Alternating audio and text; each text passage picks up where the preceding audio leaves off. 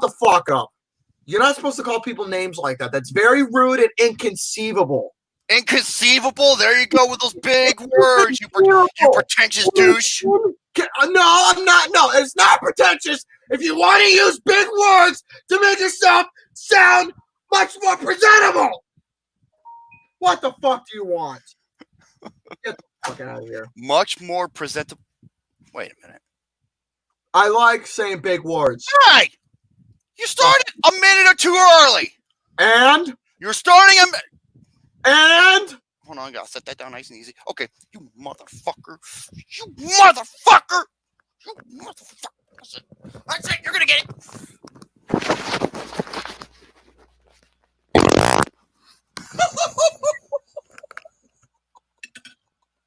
Oh, I'm gassy the bread flakes. That's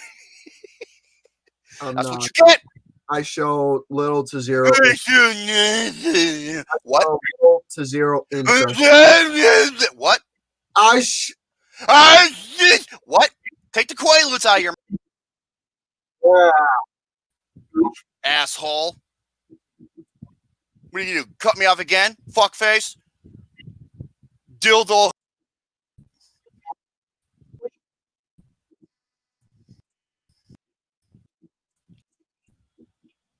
All right, I'm gonna stop that because it'll break my computer if I keep doing that. Cockfuck.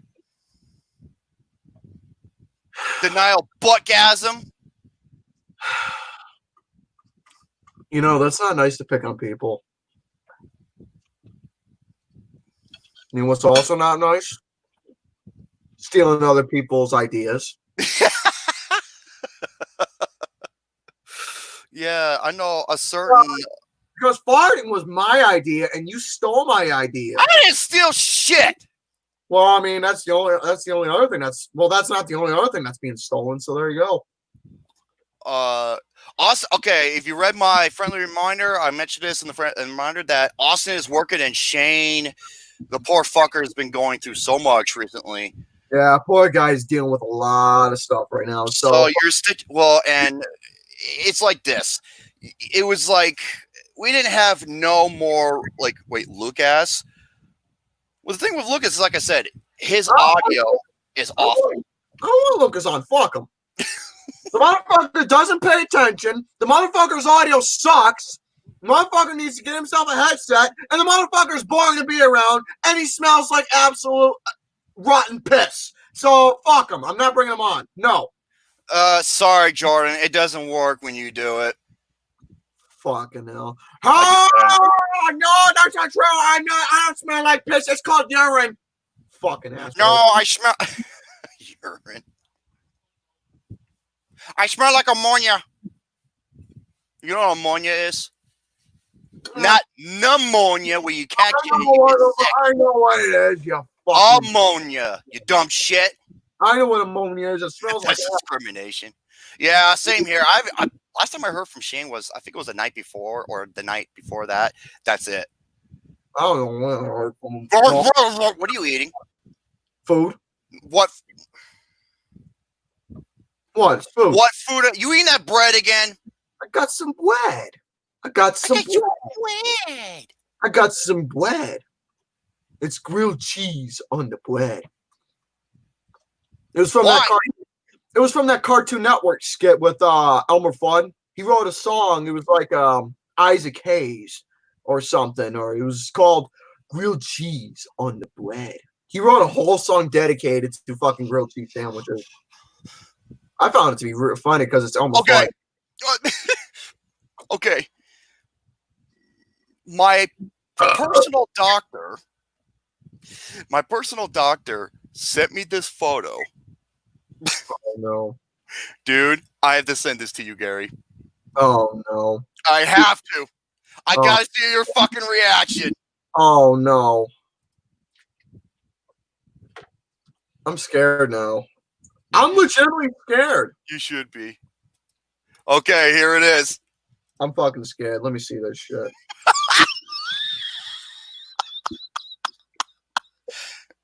Oh. Let me look here.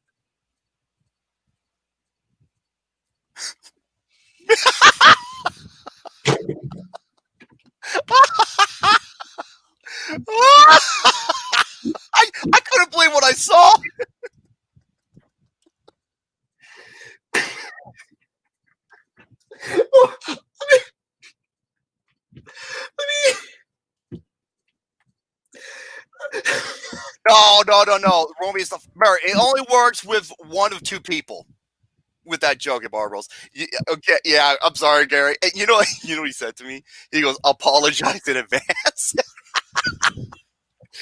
This guy is, he's our personal doctor. He is fucking gold. This guy, he's amazing.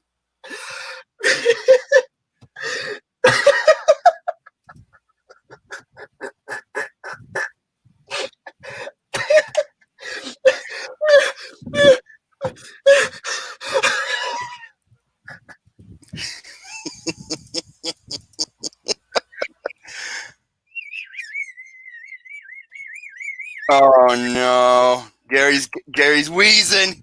He's wheezing.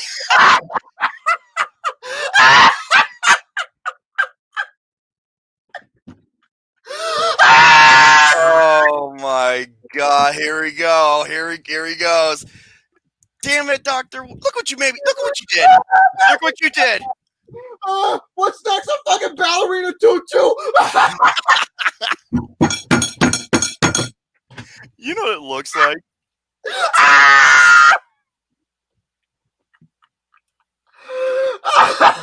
You know what it looks like? It looks like that. It looks like John Laurinaitis People Power with a wig.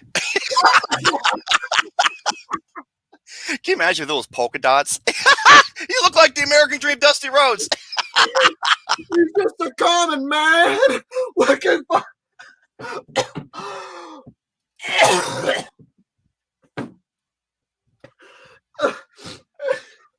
Okay, hold on.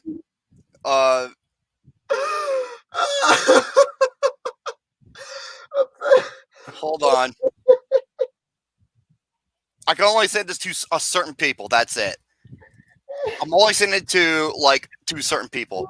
Okay. There you go, Lucas. One more time. Oh my! Gary, he sent me another one. Send it to me. I want to see it. It's even worse. Okay, hold on. Oh, Gary, dude, you thought this is bad? Gary's gonna fucking die. Sorry, folks. I can only send it to certain people. Okay, here we go. Lucas, don't say what it is. Okay, Gary.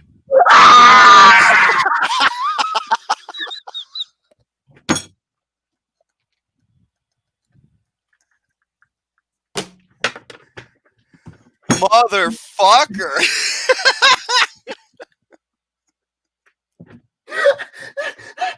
Oh my god.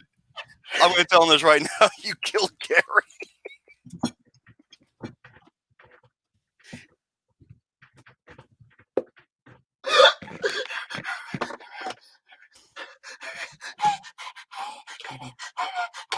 Gary, breathe!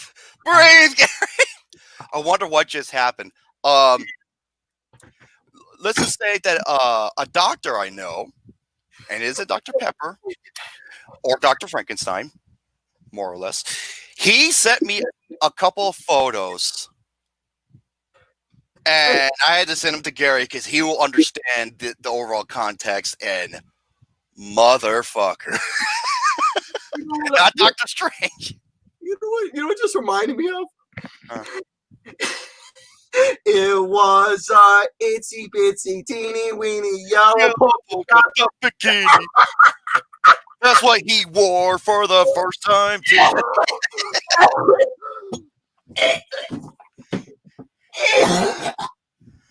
Hey, Gary. Gary. It looks like if a potato wore a bikini and a wig. You said Mr. Potato Head. Well, Mr. or Mrs. Potato Head depends on how you look at it.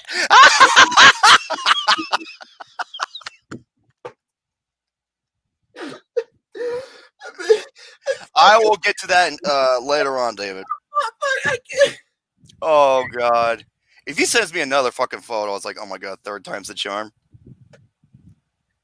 I was telling him, it's like, dude, you see his live reaction. He's like, wait, I missed his live reaction. I'm like, here it is. Oh no. Oh, I thought it was him again. I'm like, oh shit.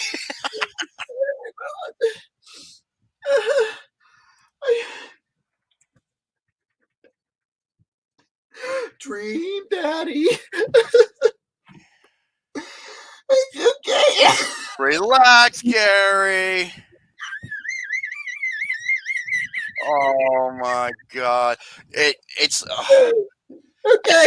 like I said, I cannot say what it is. I really cannot. Let's just say is that our personal doctor is fucking glorious. Okay. Are you okay, Gary?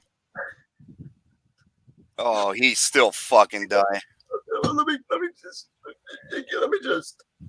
Okay, Gary, this is strange magic.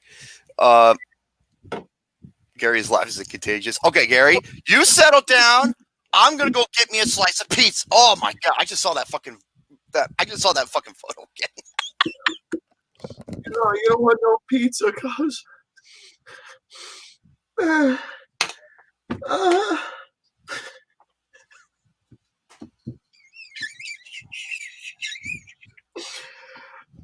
Folks.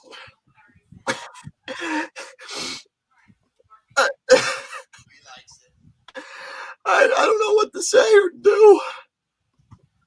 Except, this is actually the first time in a while where I am actually fucking cracking up.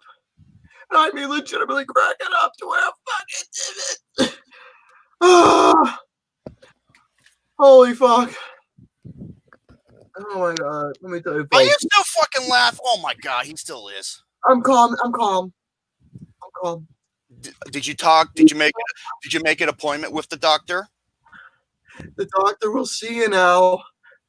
Yeah, next thing you see him do this. I'm sorry.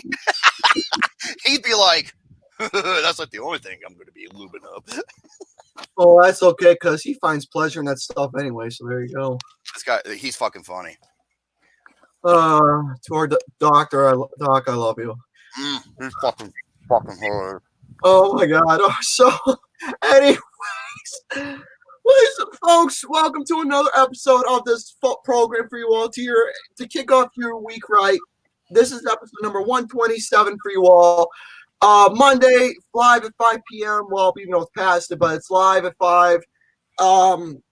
It's Monday, like usual. Start off your week right, and hopefully makes your week better, and gives you a nice little start off. So welcome to another episode of the BOFAS. We're on our way to the 130 section, which is very nice and all, and I'm very glad that we're on our way there. Can I have some pizza? Can you give me a slice? No! It's mine! This is mine! So, folks, we got a nice little jam-packed program for you, and I mean, we got a lot of things that we're going to be talking about in terms of what we're going to be presenting to the program. I mean, we got a lot of stuff to try and make do with only us two here. But I just want to say again, Austin's working, Shano's dealing with his dilemmas. Also, I want to say this about Shano.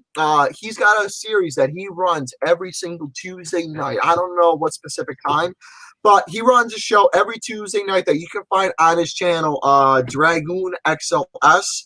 Later on, I will provide links to his Twitter, and I will provide links to his YouTube channel. So you folks can go to Shano's YouTube channel. You can subscribe to him. Give his show Secret Saga D&D campaign a watch as well, because he's got himself a very unique program that's going on that is just absolutely adventurous, suspenseful, entertaining, and very engaging. It is something very unique. It is something creative. It is definitely a show that is worth watching. So Secret Saga D&D campaign sessions, that is on Shano's channel, Dragoon XLS, or I believe it's called Shano the DM. I'll provide a link down below. Actually, I'll provide a link here for you folks to check out his page. And also, here's that. And I also will provide a link to Shano's Twitter, so you can go ahead, give Shano a follow on his Twitter page. You can check out his work that he does. By the way, folks, this is actually a quick kind request. Please give Shano some love for his work because he's got a lot. Because he's fucking talented, and the drawings that he does is absolutely remarkable. So, folks. Also, I think like I said, I think he's the funniest human being I know. He really is. So, folks, give Shano a follow so you can keep up to date with what's going on with him. Please give some loves to his drawings, like, shared, etc. So there's Shano's Twitter page. Give us some love as well. So yeah, below right there, and I'll provide links down below in the chat later. So, by the way, yeah, Naya, Rivera, and Kelly Preston passed away recently. That's a shame, dude. Awful. I thought I mentioned this last week, but I didn't. One of the greatest composers in cinema history ended up passing away. Yeah. Ennio Morricone. Ennio Morricone is a legend. This guy composed some of the all-time greatest, like, just composed music. For example, he did the Untouchables. He won for the Hateful Eight. But if you want to go back to back when he was working with Sergio Leone and shit like that, like he did. Oh God, what's the? I'm scrolling now because, like I said, he's been in the business for years. Where it is? Let's just say Morricone. He did it all. We'll just leave it right there. He did Once Upon a Time. Good, the Bad, and the Ugly. He did Fistful of Dollars. He did Once Upon a Time in the West. Once Upon a Time in the West. I think he did Once Upon a Time in the West. I think so. He also did the music for John Carpenter's The Thing as well. Here, let me look that up and see if he did. Did he really? I don't even know if he did. I think so. He did John Carpenter's The Thing. And that is like boom, boom. Just the way it starts. The guy is a fucking legend. He's one of the all-time greats. Yeah, the guy is a fucking legend. So rest in peace to Ennio Morricone. The guy's a fucking legend. He is well known for pretty much doing everything. I mean everything in terms of film with the whole scores for anything. Making some of the most memorable soundtracks out there. The guy's a fucking gem. And if you heard, if you listen, if you listen to certain tracks from westerns in the past, and you're thinking, oh my God, I've heard of that. Big chance it was Ennio Morricone. Yeah. So that being said, folks, rest in peace to Ennio.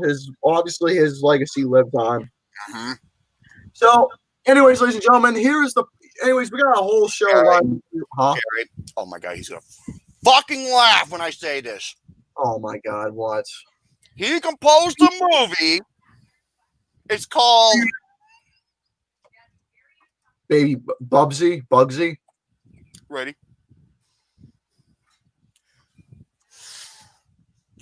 Fat Man and Little Boy. You know what? That's the alternative title for this show. There you go. Motherfucker. Fat Man and Little Boy. There you go. There's the alternative title. There you go. That's a new name. If we do it, you know what? If we get up to 200 episodes, I think I might do? I think I might rechange the title to Fat Man and Little Boy, inspired by that. What does that tell you? Fat guy and a little boy.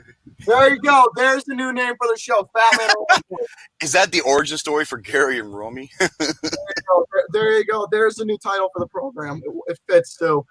So, that being said, folks, we got a lot of stuff we're going to be going over in terms of topics. Now, in terms of what I got a new segment I'm bringing to the program called Childhood Memories with Mr. GareBear.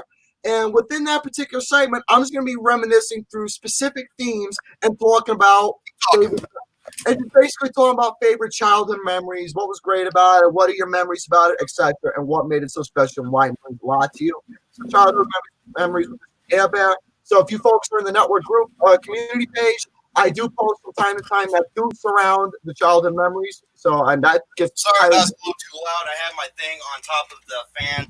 And speaking of fan, my butthole says hello.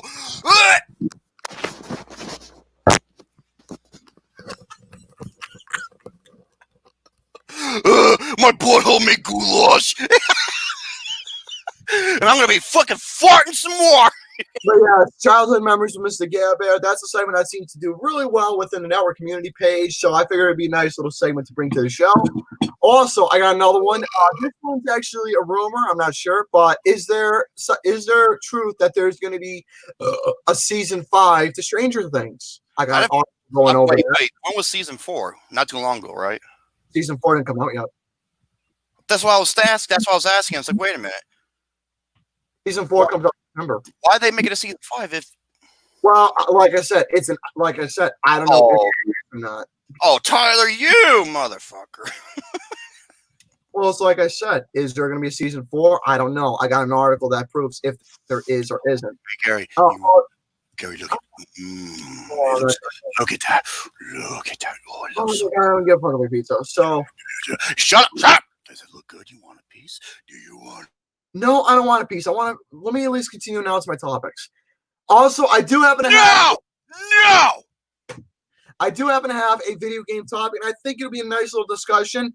This is a little segment I like to call "Which is Better" between Naughty Dog and Naughty Dog versus Insomniac Games. I will talk a little bit about that with the 3 well-known franchises and go into detail which is better.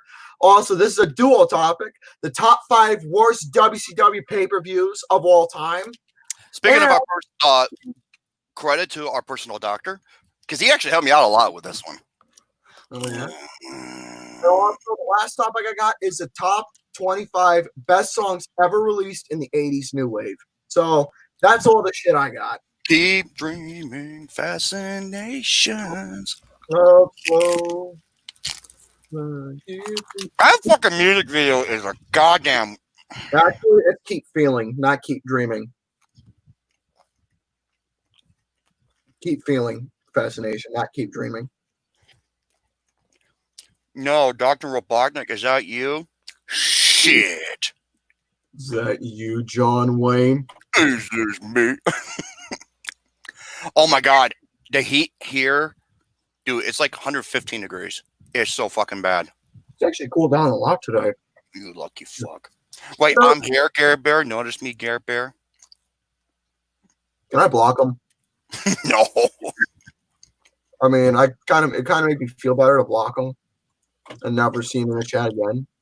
What's your take on Happy Gilmore? It fucking sucks. Moving on. There you go. But yeah, those are all the topics I got. And as for the program, actually we got a topic we're going to be starting off the program in momentarily. So it's a very interesting discussion too. Wait, hold up. Gary. What? Gary, hold on. Oh my god, what? Just read this. What? Just read it.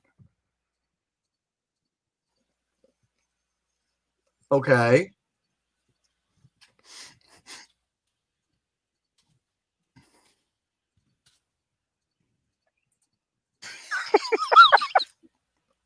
Lucas, is that you?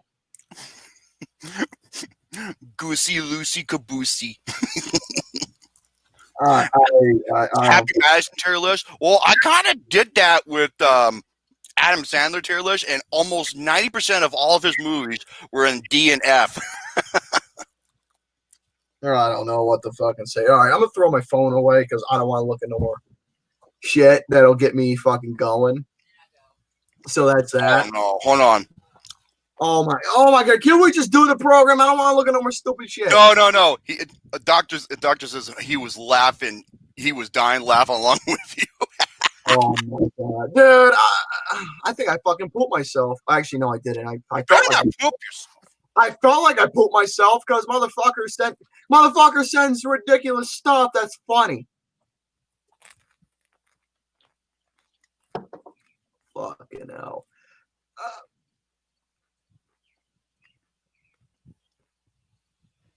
I'm done talking.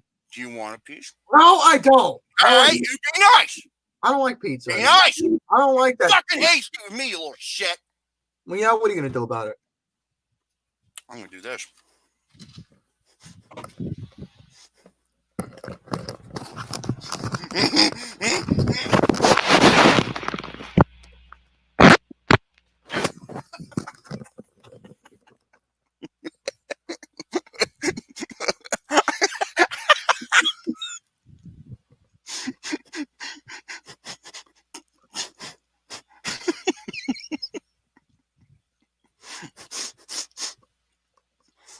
drunk. Give me the pizza. No, this is mine. It's not yours. Pizza looks disgusting anyway. It's not burnt pizza. It's lightly brown. That's exactly how you want it, with the light brown cheese, huh, GareBear? Okay, yeah, that's how pizza. Okay, here's the thing, though, folks. And I'm actually gonna be legitimate about this. When you get a pizza, it has to be cooked properly. It has to be fresh baked dough. It has to be that gooey string cheese. Once you get a whole pie, once you grab that slice, the cheese has to be stringing down, because you know that once that cheese, along with the little driplets of grease coming down, not a lot, but little driplets of grease is coming down with the string cheese, that you know the pizza was cooked properly. The pepperoni has to be fresh sliced pepperoni, fresh whipped up homemade tomato paste. The pizza alone has to be fresh, not that fucking pre-made bullshit or that goddamn corporate ass Pizza Hut nonsense. Shut the fuck up. I find Pizza Hut to be overrated. Their pizza is their pizza's great. Shut up. Shut up. You're full of shit. Their pizza does not give the proper portion of how a pizza is supposed to be cooked. Try a Buffalo style. Okay, try a Buffalo or a Chicago style pizza. That's fucking pizza. Between New York and Chicago, between those two regions, they know how to make pizza the right way. I don't know who's more pretentious, Terrence Malick with films or you with food. Well, here's the thing. What? When it comes to food, I like my food cooked a certain way. I like it a proper way, and it's supposed to be done. And it's supposed to be cooked a certain way, a proper way. I don't know if you folks know this, but believe it or not, I actually used to be a professional cook. I used to work in the industry. My special, no joke. Not anymore. Yeah, because people were fucking retarded at when I worked over there. That's why. Same with you with cheese. Here's the thing, though. My specialty, though, I never baked anything. My specialty was the grill. I can actually cook a mean fucking burger. At my old place I used to work at. No, you actually can. Anything that involves the grill, yes. No joke, dude. I am pretty good when it comes to the grill, because that was my specialty. When it came to cooking burgers, nachos, pulled pork sandwiches, they were fucking selling along with pulled pork. Because when I worked at, wings was a popular thing, but burgers, pulled pork, nachos. Well, nachos not really, but burgers, pulled pork. Yeah, we made nachos. We had a specialty called tater. It was like a tater tot nachos. Basically, what it was like in a formation of nachos, but instead of the chips, it's with tater tots. And it was pretty good. It's a popular item. It was one of my favorite items, believe it or not. Yep, he was good with wings too. I never really worked the wing station. Keep talking. But the grill was ultimately my station, because I thought the grill, it was easy to learn. It was fast paced. And especially on a busy Friday, Saturday night, folks, when it came to cooking the fucking on Friday, Saturday night, it was just busy. Because the thing is that you get fucking like maybe 6, 7, maybe almost 10, 12 orders at a time. You got one guy screaming at you, another one screaming at you, and you're cooking all these goddamn orders, especially if it's like rush hour on a Friday, Saturday night. It was a goddamn nightmare. So, but yeah, I can go in a lot of horror stories about when I used to work in the old restaurant facility. I got a lot of stories, dude. But I'm not going to share any of them because I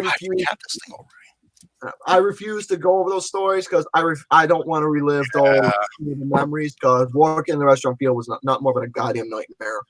And that's that. Ladies and gentlemen, hold on, man. This year is a horror story. Yeah, it is. Speaking of horror story, SCU did release a shirt. I want that fucking shirt. This is the worst year I've ever lived in. And I want to go to AEW. I want to go to Pro Wrestling. I want to get that fucking shirt. And I want to get the shirt as well, because not only does it speak the truth, but it also supports AEW wrestling as well. So amazing. God, Jesus. That was some funny shit. I got a burp coming.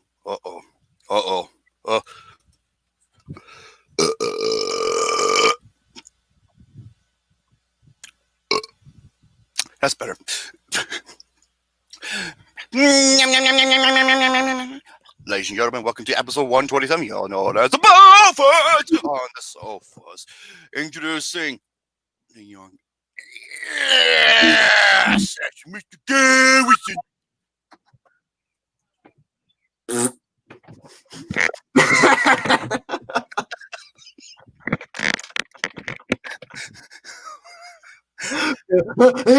Billy Button. God damn it. I remember he did this the other day. He went like this. Honker. Honker. It's Psycho Mike's laughing. Oh, and, God damn it. No. Okay, Austin nor Shane will be here today, unfortunately. Next week, Austin will be. Guaranteed. Yeah. So here's what I have to offer. I got the best PS1 and PS2 games. All credit goes to Jordan, aka Mr. J Vaders. Oh, by the way, that's a thing called taking inspiration. I have the 10 best, worst, and most overrated films of 2011. Oh, Gary. Gary.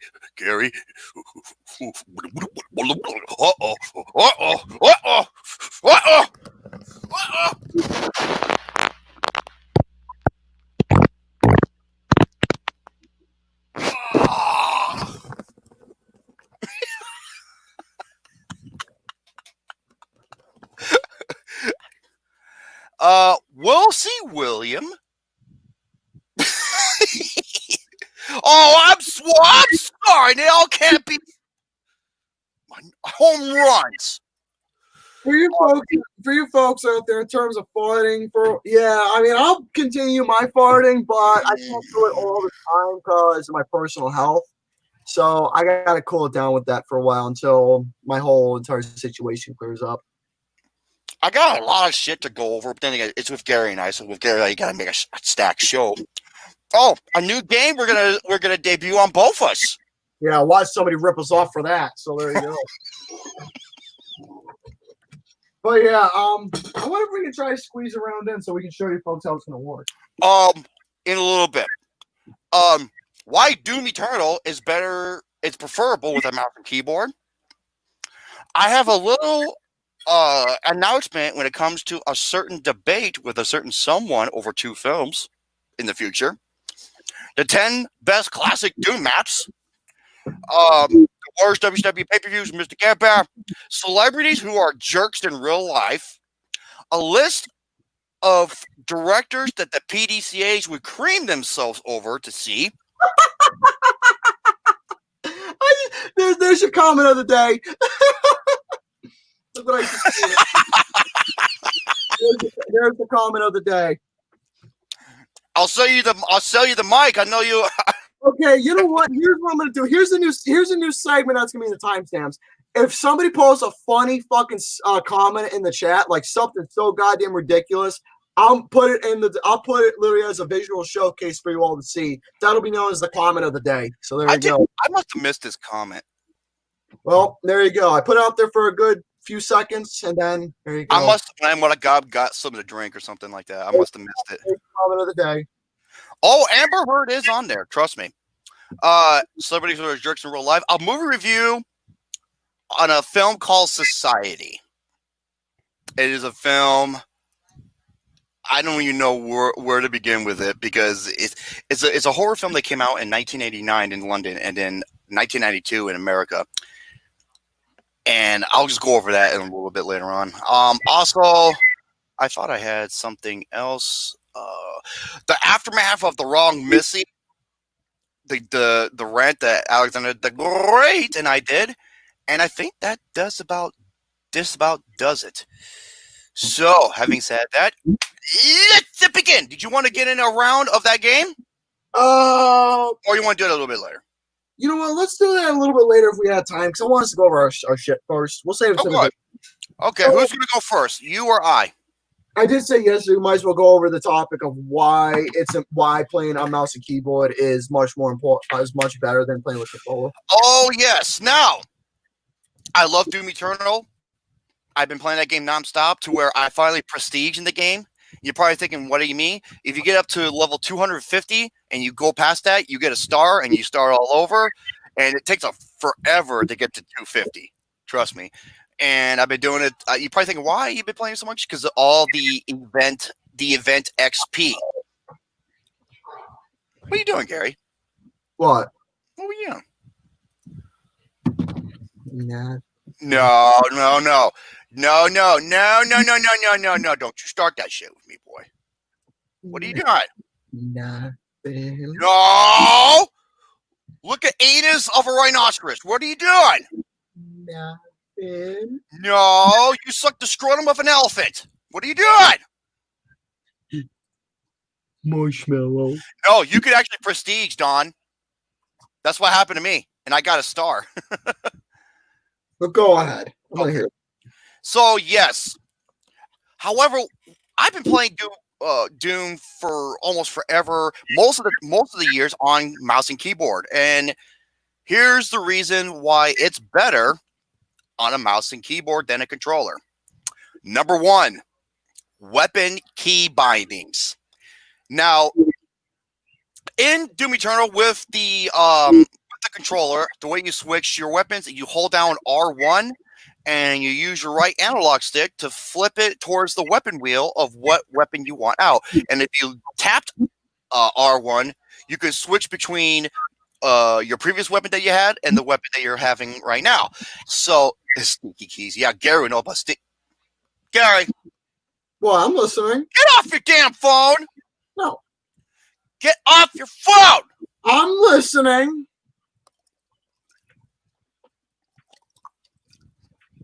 I'm not gonna drink this whole thing.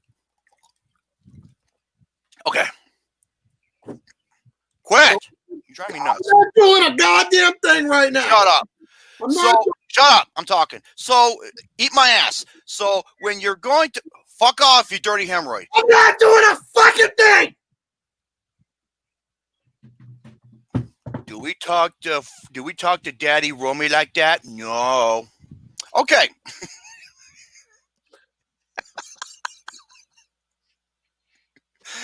We don't talk to Uncle Austin like that either. Uncle Austin, god damn, dude, he's just Monkey's uncle. Fucking hell, dude. I go through so many water bottles, it's not even funny. Did I ever tell you what NWA meant for Austin? Nobody wants Austin. There you go. Gary, okay.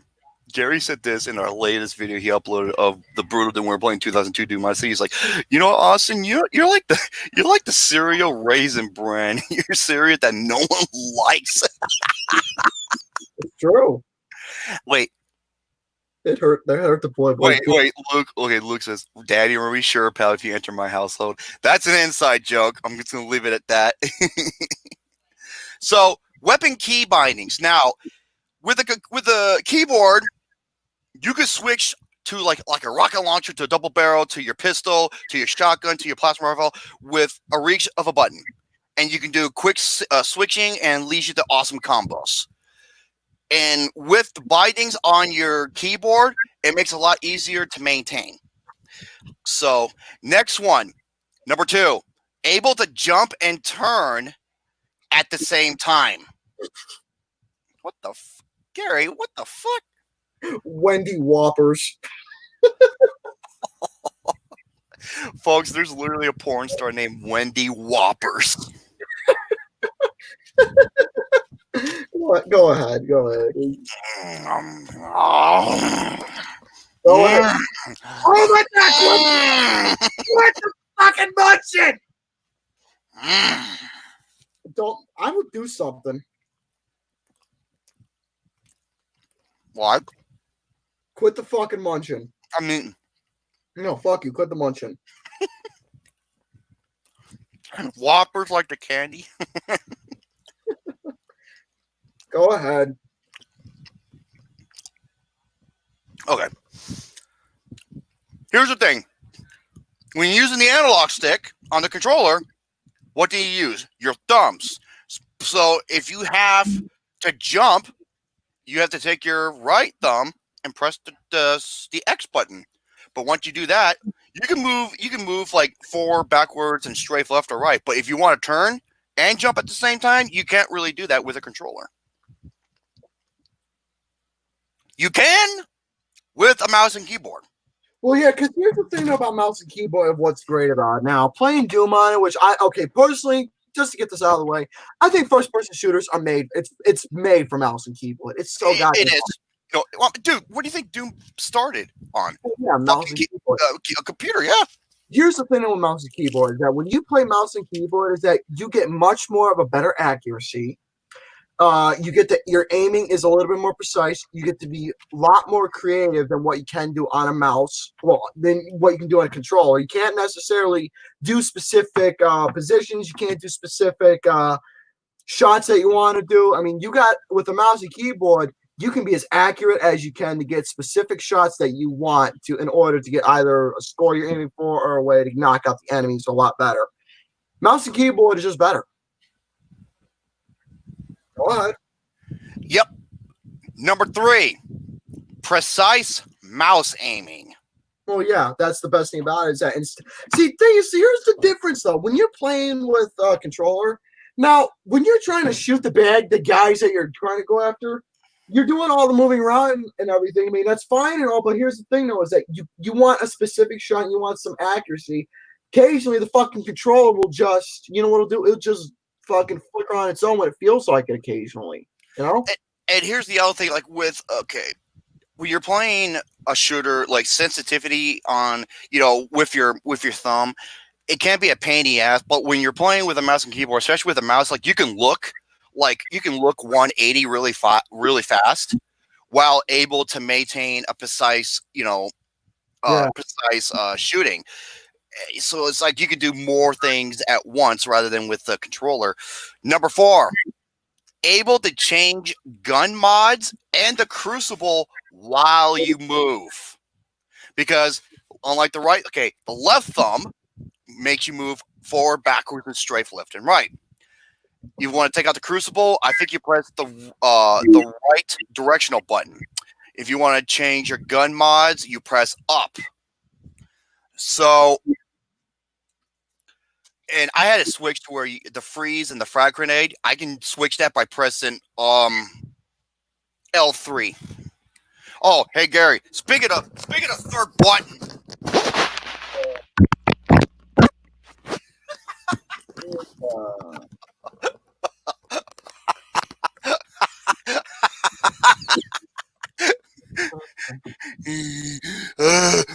Play-Doh. Would you get a citation? Yeah. No, it's an IOU. IOU what? I wrote an IOU to myself. It says, "Dear Mr. GareBear, IOU to please leave this fucking show and don't bother with the fat fuck ever again." But I've been with you for so many years. Yeah, well, you're fired.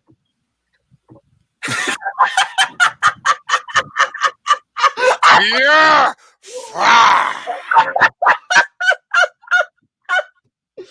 Oh my God. Okay, go ahead. Fucking really, McRock? Spell. No, it's just a fucking pamphlet for a record convention I was supposed to go this year, but it got canceled. Psycho Mike, that's like one of the oldest tricks of the book. Spell ICUP. It was just a pamphlet for a convention. You're taking over, David, when Lucas gets a blowjob. All right. Yeah, that's never.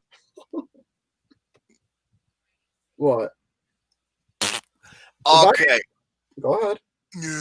Okay. Number 5. It originally came out on the PC. Why? Because that's how it was meant to be played. So those are the 5 reasons.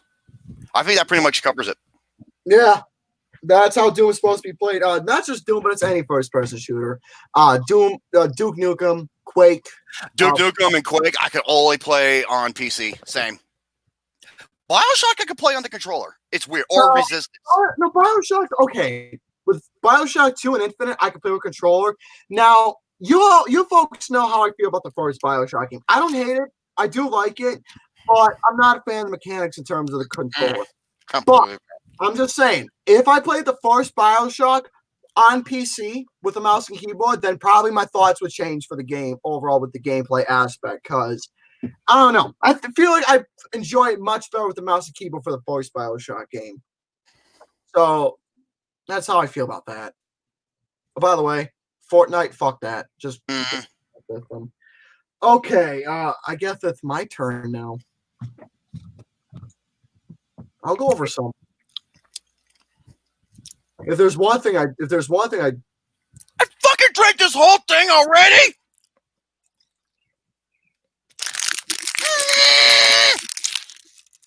You know, if there's one thing I do want, folks, I want to get me this right here. The comic book. Well, I mean, I got the games, I got the Doom Guy action figure. I would love to have the comics because the comics you have huge guts. Well, you know what? I have an idea. Since I was looking at this earlier, well, at least a little bit. Why don't I go over the top 25 greatest songs to ever hit the 80s new wave scene? I think I know what number one's going to be. Oh yeah. Mm-hmm. Don't think Journey because that's not new wave. Think new wave. Journey's not new wave. I know. All right, number 25, Spandau Ballet, To Cut a Long Story Short. Yeah, Great. cut a fart like this.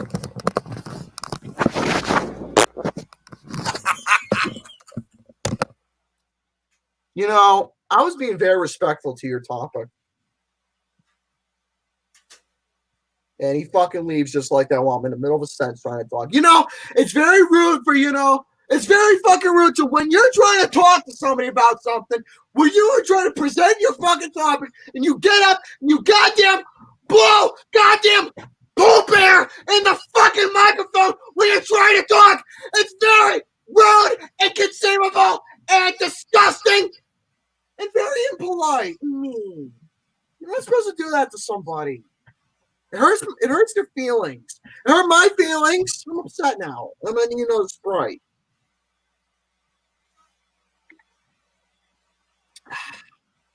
I'm telling you, folks.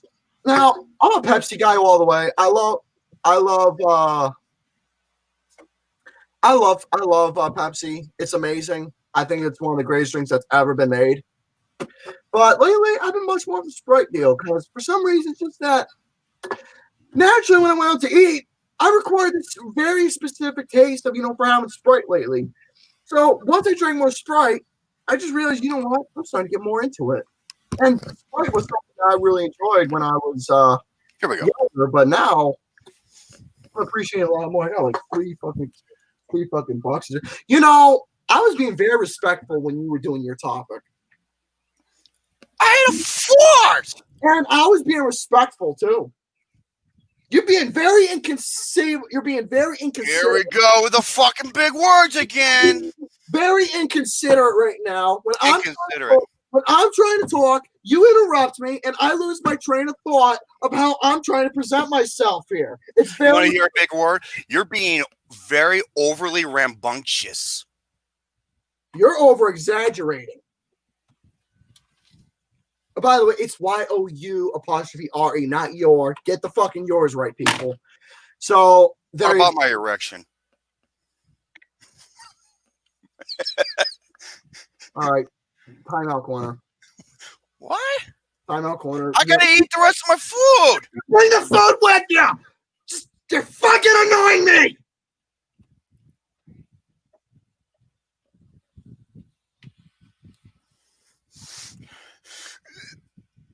I'm gonna take my pizza with me. All right, go in the timeout corner when I'm done. You have to talk back to me like you meanie Boo-Boo-Nuggins. You hurt my boo-boo.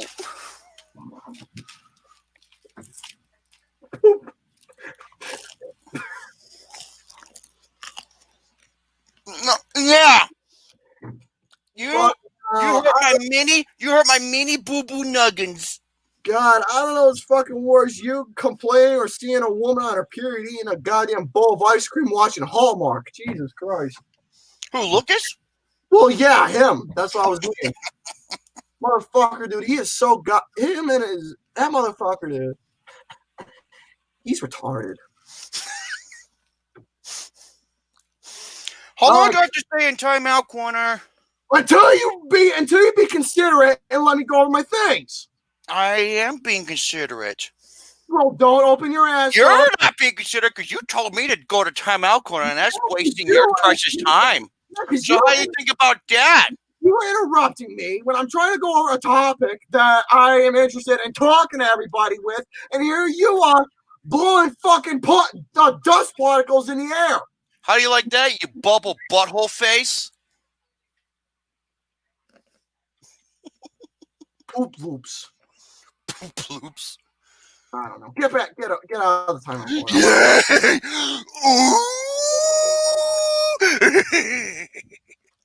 Okay, what's your next one? All right, 25, Spanish Ballet, to cut a long story short. Next up, number 24. This one right here was a revolutionary, not only for the band, but the band themselves. They are fucking revolutionary in their own. Duran Duran, Rio. Of course, the Rio. Is that the one? Yep. Number 23, pop music. Pop music. Pop. Oh, yes. Yeah, song's a little quirky, but it's all right.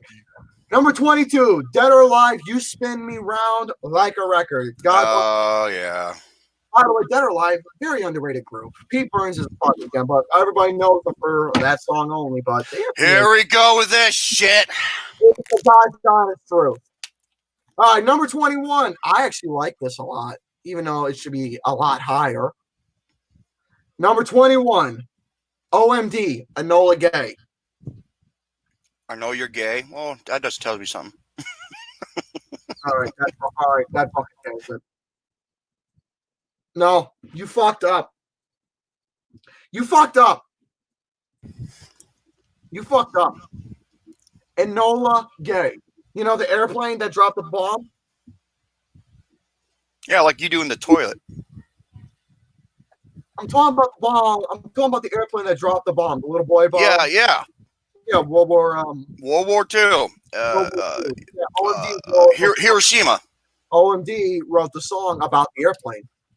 Next up, number 20, Heaven 17, Temptation. Temptation. All of desire. Temptation. I know what you're talking about. Number 19, Kim Wiley, Kids in America. We're the kids in America. Whoa. Hey, I don't want to see no goddamn comment about people saying, "Oh, but I got that from GTA by Why? I don't want to hear your goddamn bullshit of where you found it from. If it's from a video game or a movie, you find it from the actual record that it was played on or on the radio. Fuck you with the goddamn video game." I heard that when I was flying the helicopter over Vice City. Get the fuck out of here. All right, number 18, Frankie Goes to Hollywood. Relax. Don't do it. You know okay. Where's this? Okay, well, Gary, where's this list from? Oh, let me look here. It's funny you mentioned about Frankie Goes to Hollywood because I actually got the shirt. You know what Victor said? I heard this song when I was pooping. You know what? I'll take that because pooping is important. Show the thing on the screen. There you go. Second time right there. I'll accept that. If somebody says I heard it while I was pooping, then you know what? I'll take it. I'll take it because pooping is a fucking importancy. Okay, but as for where I got this list from, I got this from smoothradio.com. Smooth Radio. All right, next to number 17, Yazoo, Don't Go. This is with Allison Moyet and Vince Clark when they were doing their little thing. They were also well known for writing a song called Only You. Looking from a window above it. They also did that one as well. Allison Moyet's well-known song. You should look at her today. She looks fucking beautiful today. Alicia Tate? Allison Moyet. Mm-hmm. Next up, Visage, Fade to Gray. This particular one right here, this was a project done by Steve Strange and Midge Ure, who was also well known for the later version, the revamped version of Ultravox. And some early projects that year did. Mid-year, one of the most underrated yet genius musicians to ever hit the scene of music. Ultravox. What did you think of the revision of them? That's what mid-year. Say that again. That was with mid-year. Once 1980 hit and they released Vienna. Mm-hmm. What was it? I think it was a couple days ago. It was the anniversary of the song as well. So very nice seeing that. And it should have been number fucking 1 instead of that goddamn piss poor. Oh my God, here we go. Send them out to me. Motherfucker, you choose something stupid over a goddamn masterpiece. Fuck you. Gary told me this story more than once, and he hates it. He can never get over it. I'm not gonna get over it because it's right. Gary, this is actually a good question. Question for Gary: does David Bowie count as new wave? Oh God, I mean it's late. Here's the thing with David Bowie is that his later years, he really became so experimental with his music. I mean, he's released God knows how many records. But as time progressed from the 60s to 70s to the 80s, dude, he is one of those guys. The motherfucker reinvented himself in almost every single record that you can think of. He passed away last year, didn't he? Or the year before? It was one of the two. Yeah, that's a real shame because fucking David Bowie's a dude. Oh, David Bowie's a fucking gem, dude. But yeah, Visage, Fade to Gray, that song itself, it was an amazing project. It was something very quintessential. Here you go with those fucking big words. Well, that's what it says right here. Quintessential. Oh my God. All right, next up, I'm glad to see some Kraftwerk. Oh, 2016. I'm sorry. Kraftwerk, The Model. Rick Martel.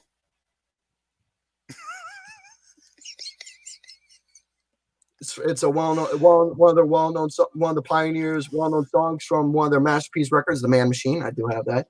Next up, number 14, Erasure, A Little Respect. Uranus? I've tried to discover a little something to make me sweet. That song. Mm-hmm. Number 13, Gary Newman, Cars. Number 12. I heard that from Vice City. Do.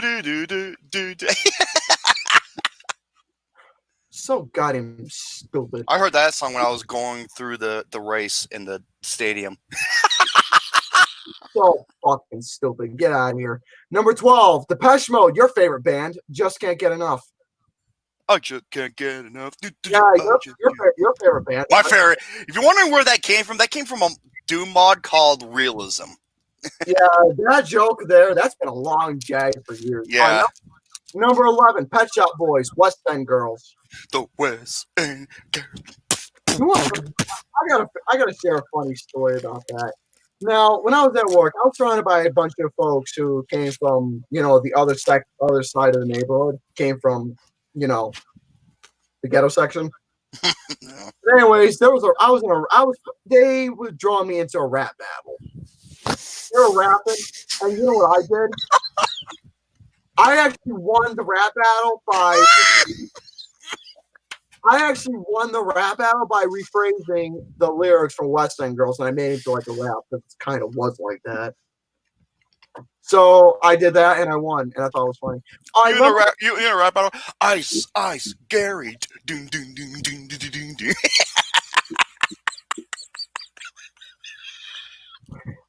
I love you in Ninja Turtles too.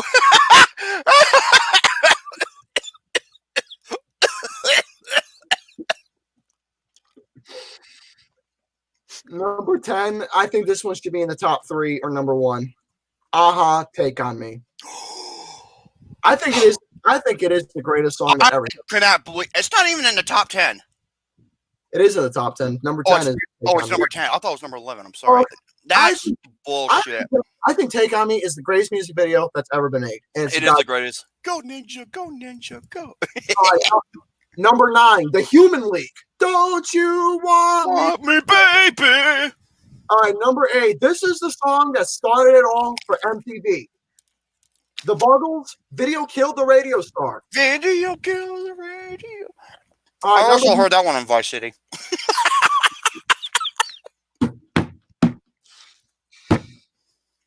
Number 7. Now, this was actually a cover. Soft Cell, Tainted Love. Tainted Love. Do. Number 6. Tube Away Army, Our Friend Electric. This particular hero was a breakthrough, not only the UK charts, but this was something in the very early stages of New Wave that was something different, something very unique. And when they were performing on Top Pops, they wanted to do a performance that was something very bizarre. See, Gary Newman, people don't realize that this guy is a fucking not only a pioneer, but very influential in the world of New Wave. He really is. Hey, Gary. Hashtag Ice Ice Gary. Not gonna lie, that is pretty funny. Goddamn right it is. Number 5, The Eurythmics. Sweet dreams are made of these. Sweet dreams are made of. You don't like the Marilyn Manson cover, do you? Fuck no. Number 4, New Order, Blue Monday. Number 3, wait, Blue Monday. I'm trying to think, what's that song?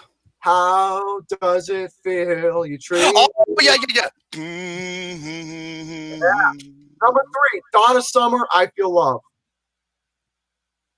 Number 2, Phil Oakley and Giorgio Moroder together in Electric Dreams. I like that. And number 1, yes. Let me guess. Yes. Hold up. Okay. Is it Orchestral Maneuvers in the Dark?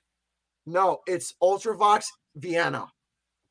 Oh, Vienna. Yes!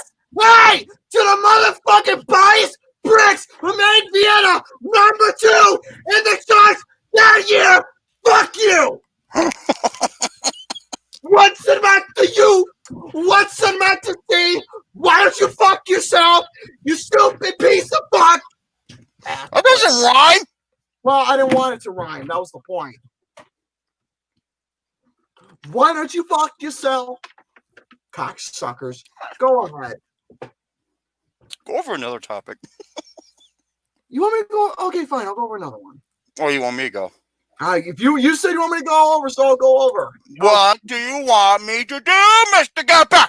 Well, I might as well get this one out of the way. So, Stranger Things, fans assemble. The concept of, is there going to be a season 5 in the works already? David Hopper, a.k.a. Jim Hopper, the police guy, confirmed. So it says right here. Is that Sexy MILF going to be in there? Well, let me read it. Stranger Things Season 4 is one of the most anticipated series of this year, and it's coming up this September, too. I can't wait. The series stars Millie Bobby Brown, Finn Wolfhard. Finn Wolfhard? That's his name. Gaten Matarazzo, Noah Schnapp, and Mozzarella? Caleb McLaughlin, Sadie Sink, David Harper, and Winona Ryder. And Winona Ryder, you dumb shit. A while ago, Duffer Brothers, who happened to be the creators of the show, hinted that they'll start resuming shooting the upcoming season of Stranger Things. This indeed came as a relief to all the fans across the globe. Along with this, there's also one big news coming in for all the fans, which is revealed by none other than David Harper, a.k.a. Jim Hopper.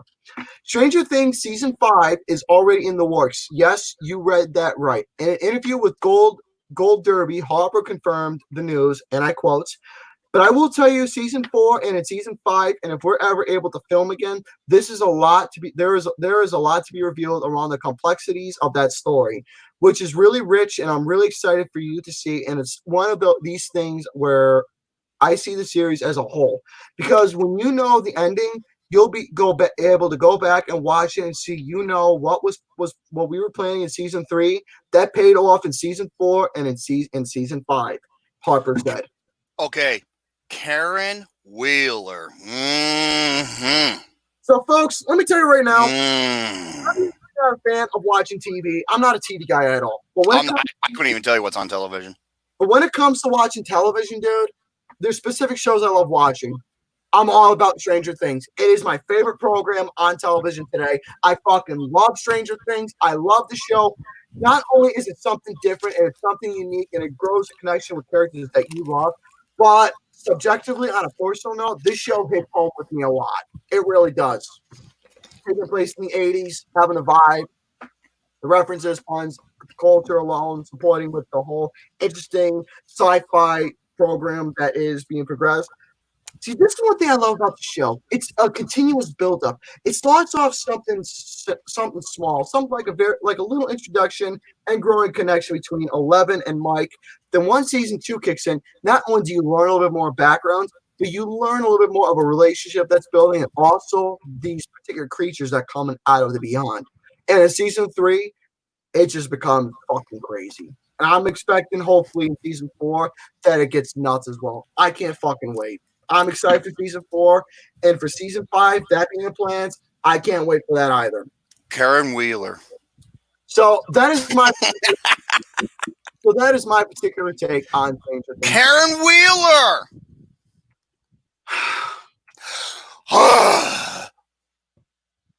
What the fuck, you overly dramatic clit? Well, I'm trying to talk. I'm busting balls. I'm adding humor and entertainment, Mr. Gecker. You also think of being considerate as well. Being considerate and being polite. I'm not ignorant. Yeah, oh bullshit, you are. Yes, you are ignorant. Very ignorant. You said considerate, dumb shit. Well, we gotta be considerate. You gotta be considerate, but no, ignorance. Hey, what? Monkey.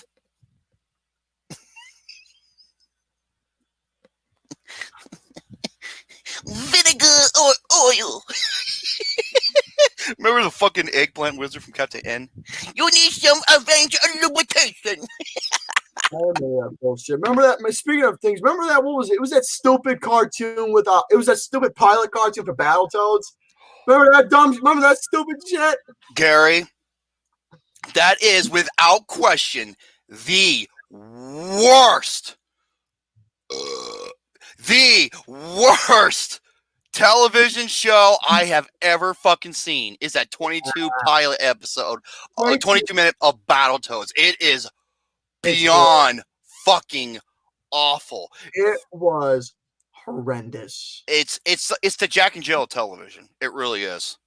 All right, well, we might as well go over this one together. The top 5 worst WCW pay-per-views of all time. Here we go. Let me pull up my list, and I don't mean my one-eyed monster.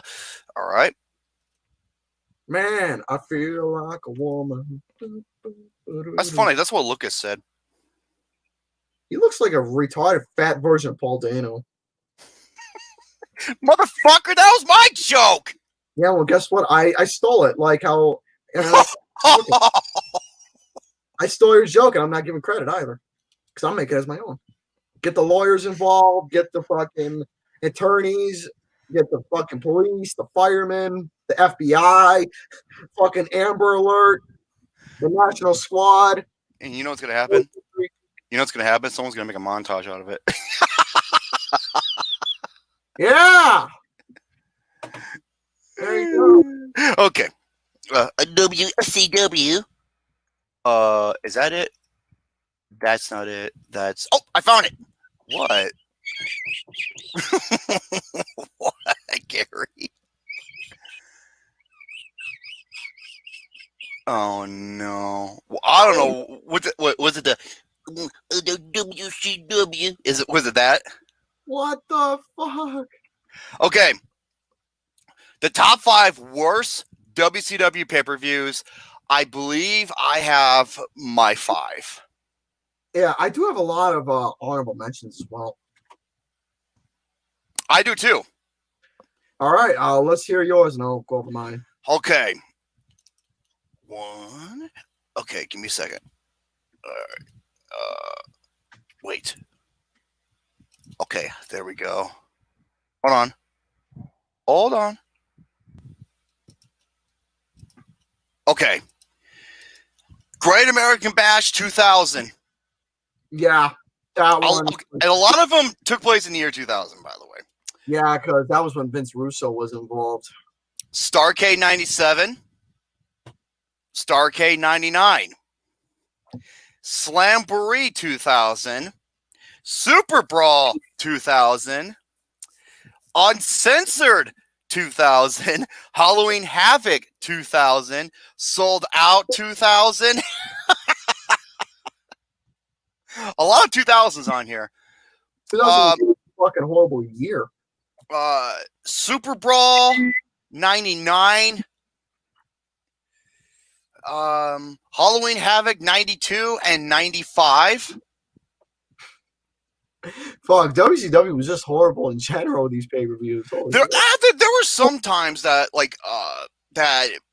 well, you know why? Some parts in 91, 92-ish is because Jim Herd is a fucking idiot. Yeah, Jim Herd. Let's put Ric Flair and make him look like a fucking Spartan. Stupid. You wonder why he went to WWE and he had what he considers to be one of his personal favorite times in professional wrestling when he won the Rumble and he won the belt and everything. He said it before. He fucking loved that year. So yeah, it was a good year. I think Super Brawl 9 or 1999. That was awful.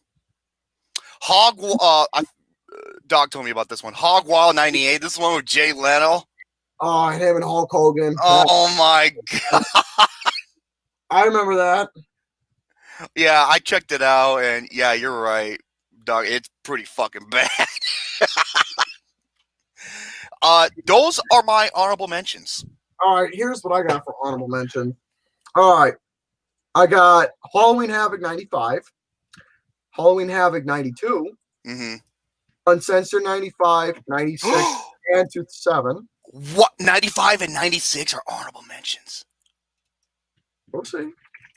All right, Starrcade 99, Starrcade 97, the Great American Bash 91, Super Brawl 2000. Wait. Hold up a second. Great American Bash 91. It was. Oh my god, that's another honorable mention. Holy shit! Yeah, it's fucking bad. Oh, it's awful. Road Wild 98. Sold Out 2000. Yeah. Fall Brawl 2000 and Halloween Havoc 2000. That's what I got for a majority. But in terms of top 5, I think it's quite all right. Now, I don't have these in order. Okay, I do have a number 1 when it comes to the worst pay-per-view ever. I do as well. It's actually, I do and I don't. I don't know which one to choose because it's so difficult. Well, if it'll make it easy, I guess I'll start off. Number 5. Okay. Number 5, here's what I got. Number 5 is the Great American Bash 2000. This particular event was nothing more but a goddamn gimmick. That's all it was. The whole entire event was nothing more but gimmick matches after gimmick matches after gimmick matches that was not even 10 minutes at all. It was a quick pay-per-view. It was short. It was stumpy. It was a mess. It was stumpy. It was nothing more but goddamn stupid ass gimmicks. That's all it was. Mike Awesome.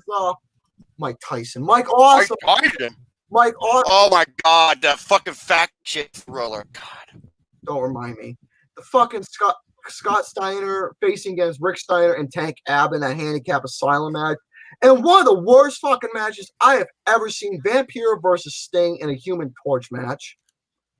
Jeff Jarrett and Kevin Nash. Ernest Miller as a special enforcer for the WCW heavyweight title. See, I love how the only time they'll have a fucking maybe a good match on WCW is the main event. That's it. Other than that, there's just nothing but stupid ass gimmick matches. By the way, fuck WCW for making the franchise, Shane Douglas and Mike Awesome look like fucking idiots. Dude, WCW and WWE did not treat Shane Douglas very kind. ECW was the only company that treated Shane Douglas as who he was as a professional wrestler. If it wasn't for Shane Douglas, there wouldn't be an ECW. ECW wouldn't even be a fucking thing. Also, he's the guy that did like one of the original shoots, like one of the original shoot promos.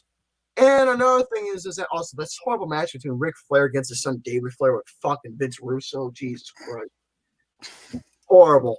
But yeah, Great American Bash 2000, that event was nothing more but a monstrosity of bullshit. Go ahead. Okay, sorry about that. Okay, so let me figure out which I can put which.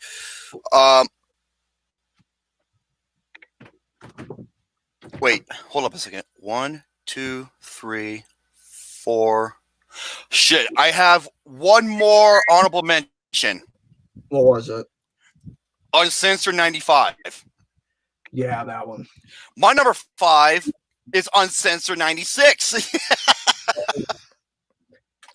The Legion to end all Hulkamania. Folks, yeah.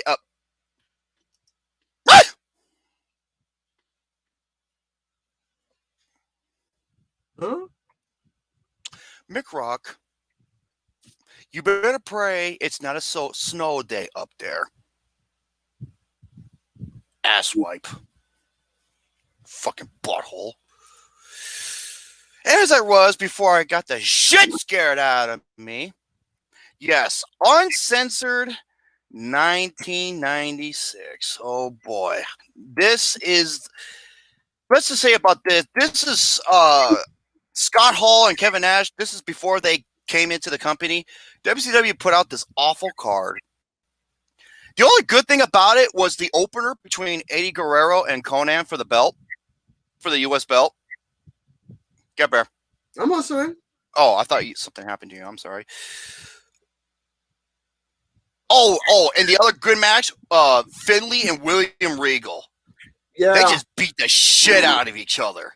Those two have that was awesome. Those two have multiple matches against each other in WCW and I believe somewhere else, but WCW mostly. They've always had an interesting match against one another. Everything else was fucking bad. You had Parker beating Medusa in an intergender match. The Giant goes against the Loch Ness Monster, that fucking 600-pound fatso. Shut up, Gary. Dickhead.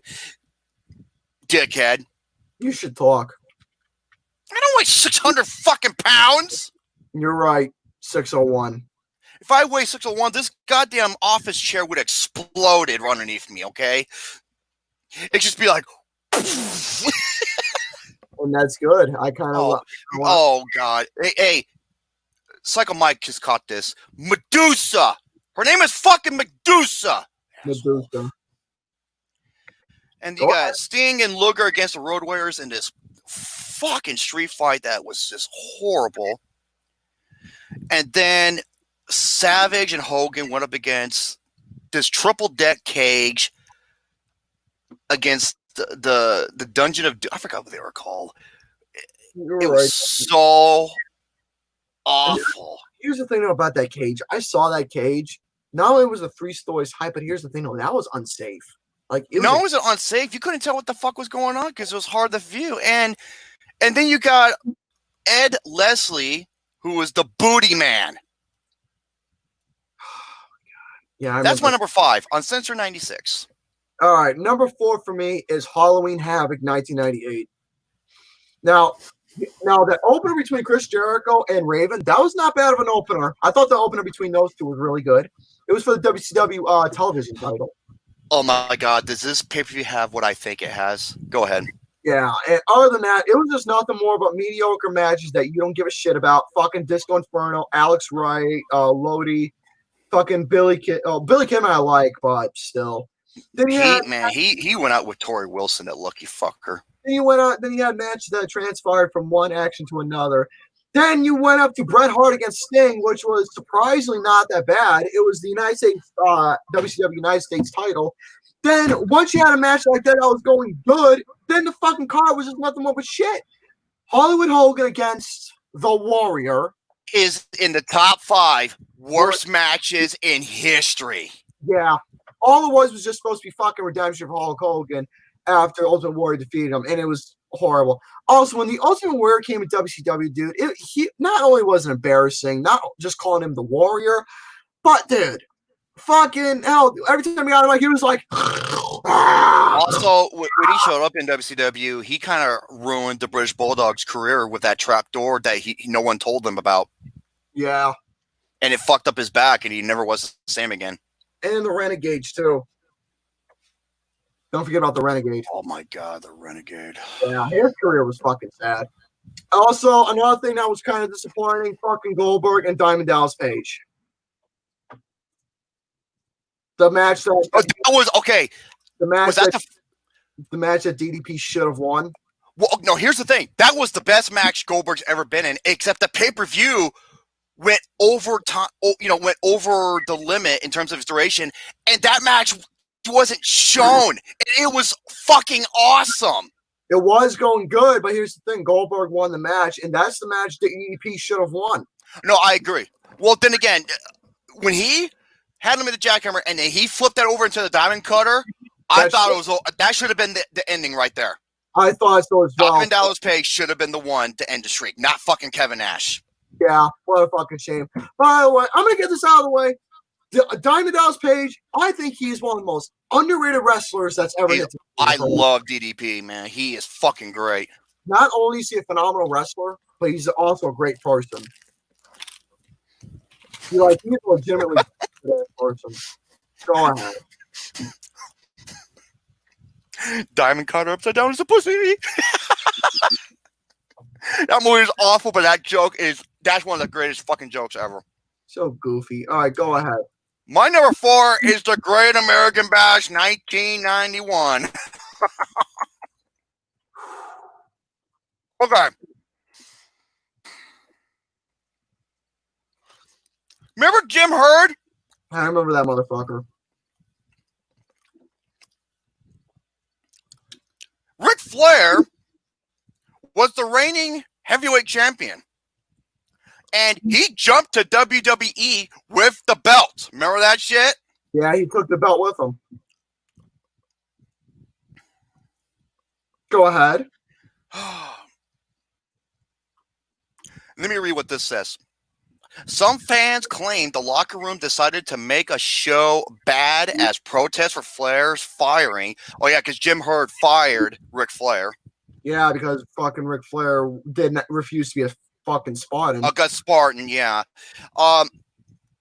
We started with a goddamn awful scaffold match that involved Steve Austin. I remember that. It was the pay-per-view debut of Steve Austin. From there, we move on to Diamond Stud beating Tom Zink, Ron Simmons over Oz. Kevin Nash's gimmick. He should have stayed as Oz because he fucking sucked. Who gave him that fucking gimmick? I forgot who it was. I don't know, Jim Herd or something. Whoever gave him the gimmick, he should have stayed with it. Jim Herd was like the Vince Russo of that time. He was awful. Yeah, it was pretty embarrassing. And Jim Cornette hates Jim Herd as well. Oh, he despises him. El Gigante beats the one-man gang with a bunch of midgets involved, and oh my god! I'm going to see fucking midgets in a wrestling ring. I'm not going to take it serious. I'm really not. Hey, the WLC was awesome. No, I want to see professional wrestling. I don't want to see no goddamn midgets jumping around, fucking doing nonsense. I think the best match on the card was Sting and Nikita Koloff. I think that was it. Oh yeah, Lex Luger and Barry Windham faced off in the. When they faced off in the steel cage, the entire crowd was chanting, "We want Flair." You want to know something about Barry Windham? Fucking WWE ruined him. They called him the Stalker in the end. Luke Nukem says Gary races against midgets. Motherfucker, that's funny. That's fucking funny. If it'll make you feel better, I've seen midgets fuck before, and I think I've seen midget women fuck. They can take a dick. I don't know how some of them did, like those big fucking Shane Diesel, Lexington Steel looking big motherfuckers, man. Oh my God, this is okay. The main event was Rick Steiner beating Paul Ellering and Arn Anderson in a cage match. Poor Arn Anderson. And Paul Ellering, man, he deserved better. So yeah, Great American Bash 1991. Thanks, Jim Herd. All right, number 3. This match was this whole event was silly. And this has come from the year 2000. Slamboree 2000. Is that the one with David Flair? This is the one. No, this is the one with when fucking. Wait. Oh no, this is with David Arquette and when David Arquette was. Oh my God. Against Jeff Jarrett and Diamond Dallas Cage in that god awful unsafe steel, the Ready to Rumble cage match. Fucking David Arquette, motherfucker, dude, no joke that when he won the world title, he originally didn't want to do it. No, he had to do it because it was part of the deal. But here's the thing, though. The money that he earned for doing this, he donated the money to the families of Brian Pillman and Owen Hart. Yeah. So to the Hart Foundation. Yeah. The thing is that with David Arquette, though, as a fan, dude, he's just a wrestling fan. He's just a big fan. And I think if you never witnessed David Arquette in person, like he's been on the Howard Stern show multiple times, and him as a person, he's fucking awesome. He really is, folks. He is and he's fucking funny. He is a really genuine great guy. Oh God, I think he's hilarious. I would love to hang out with that guy. He's hilarious. David Arquette, though, is that also I saw this one thing. David Arquette was in his fucking. It was I think I shared it on my Twitter. I'll send you the link later what it is, but it's pretty funny. So yeah, David Arquette, though, I saw when I remember seeing this match, I saw him in it. I think he looked fucking great, dude, because the way he was on top of the cage and shit. Yeah, the motherfucker looked scared shitless, and I felt bad. But for him being world champion, not only was it sad and not fair for him, but you can thank Vince Russo for that bullshit. Yeah, that motherfucker who can't wrestle worth the shit. Him as world champion alone is a disgrace to the title World Heavyweight Championship. The only reason, and the reason why Vince Russo did it, because he knew it would make headlines. Then that's why he did it. Yeah, and it's fucking stupid instead of making a professional wrestling. By the way, you want to know some of the Ready to Rumble cage match? Guess where the name Ready to Rumble cage match came from? The horrible movie Ready to Rumble. Ready to Rumble, yeah. Yeah, that fucking cage itself was based off that shitty, horrible movie. Well, you could thank Michael Buffer.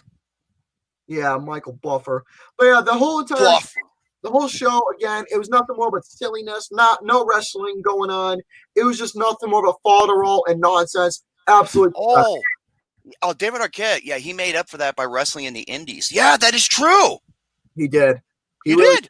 And David Arquette did a lot better in the Indies, and I'm very. He did. Actually, yeah. There's Michael Buffer, and then there's Bruce Buffer, his brother, who is the announcer for the UFC. I remember watching this when I first started watching this match. Not only hearing the card, but when I saw the opening match that featured one of my personal favorite wrestlers, Chris Candido, I knew it was going to be a shit show from the very beginning. And surely enough, it was. I'm a fan of Chris Candido. I think he's one of the most spectacular. He's very underrated.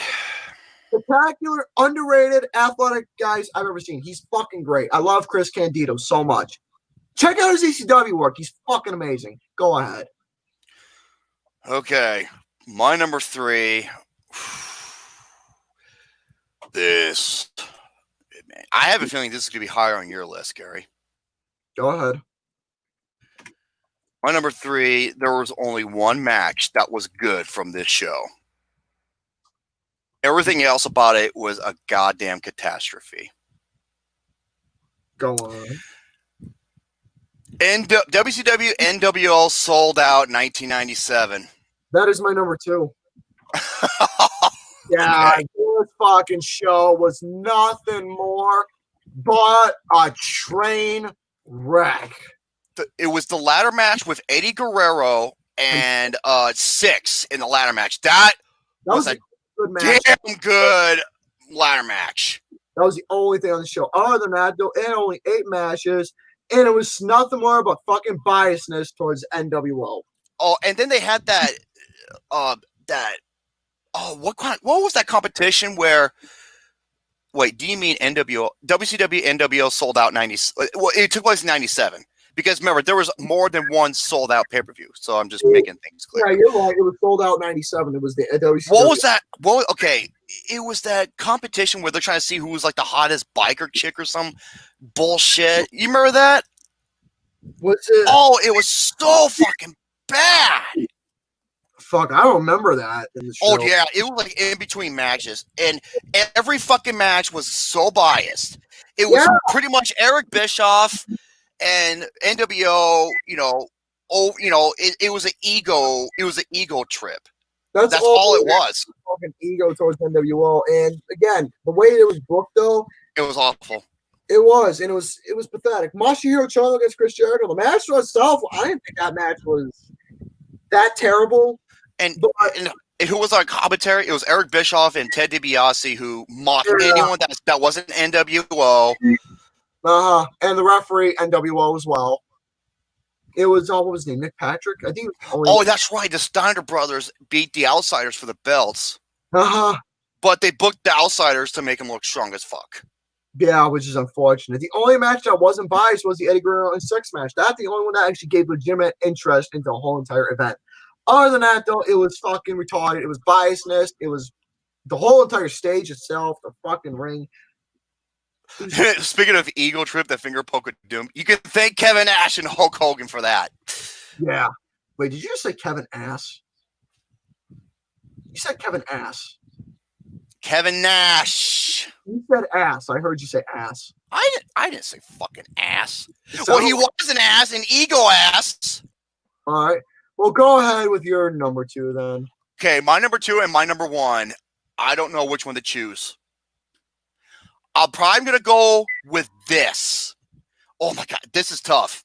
Here, I know what'll make you feel better. I'll send in a private chat. I know what your number 1's going to be. Really now? Okay. If it is, I'll might as well stay because okay, objectively, I think this one's bad, but your number 1 is more infamous for being so bad. Yeah. So, okay, my number 2 is New Blood Rising. I cannot believe you did not mention this, Gary. New Blood Rising, that event. You want to be? I'm going to be honest. Oh my God! Rare WCW events I've never seen. This is the one where Goldberg didn't want to sell the move, and he got up and walked out, like during the match. And he told Eric, I think it was Vince Russo or Eric Bischoff, he told him, go fuck yourself, and he got up and left. Wow. Yeah. Oh my God. There's so much more to this. Let me. Well, I'm looking at the card here, and I might actually. Oh no, it's not, Jordan. That's not the number 1. Okay. If you would know what number 1 is, if you like. Hold on. Let me see. I'm trying to find this. Well, I got New Blood. It was a Canadian Rules match. It was with Lance Storm and Mike Awesome. Okay, that was the only good thing from that. You know why? Because, okay, this took place in Canada, and they treated Lance Storm like if he was a god. Except he was a heel, and the crowd loved Lance Storm and everything that he did. And it was fucking hilarious. And that was the only thing tolerable of the show as well. Because it was unbelievable to see. That's why it was tolerable. Because it's like you would not see that again. I'm actually gonna look that match up and watch it. See what it's about. I'll watch it later. Okay, let me read this one. If you were to look at the title of this pay-per-view, yada. Oh yeah, New Blood Rising also took place in the year 2000. Oh, am I cutting out? A little bit. I think it's my fan. Hold on. Either that or I'm kind of going roboto. Hold on. I had the fan on me because, dude, it's 115 degrees out where I live. Okay. So, okay, am I still roboto or? Yeah, let me fix it. There we go. Better? Yeah. Okay. Okay, so New Blood Rising. Yeah, we got the Great Muta getting beaten by Ernest the Cat Miller. Which is a goddamn shame because the Great Muta is a fucking legend, dude. And KG Muta. Okay, and then we have a match involving mud wrestling for almost 10 minutes, and then we only get Sting for like not even a minute in a squash match against the Demon. You get the infamous Judy Bagwell on a forklift match.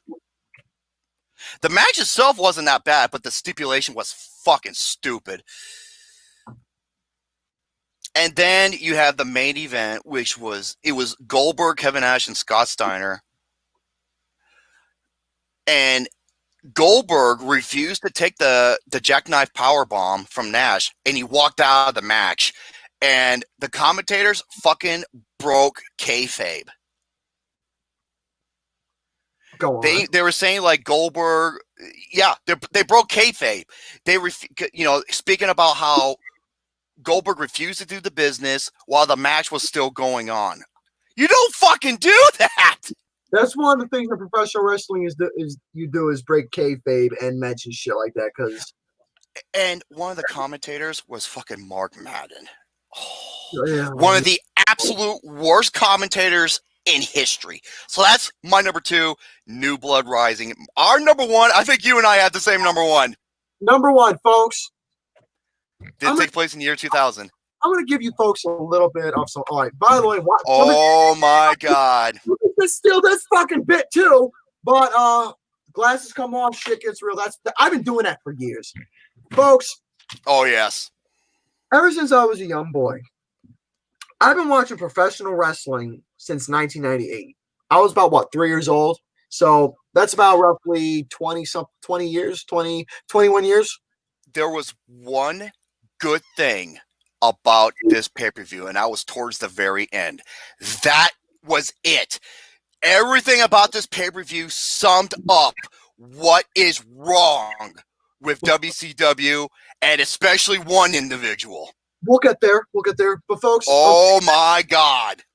Folks, I've been watching wrestling since 1998. So I was about 3 years old around then. And yes, it's God's honest truth that I've been watching wrestling since that time. How I know that? Let's just say there's home videotapes of me watching Raw is War from back in the day. There's legitimate proof. If I found the videotapes, I would show proof. So I've basically been watching since 1998, 22 years now. And I didn't see this event till I was a little bit older.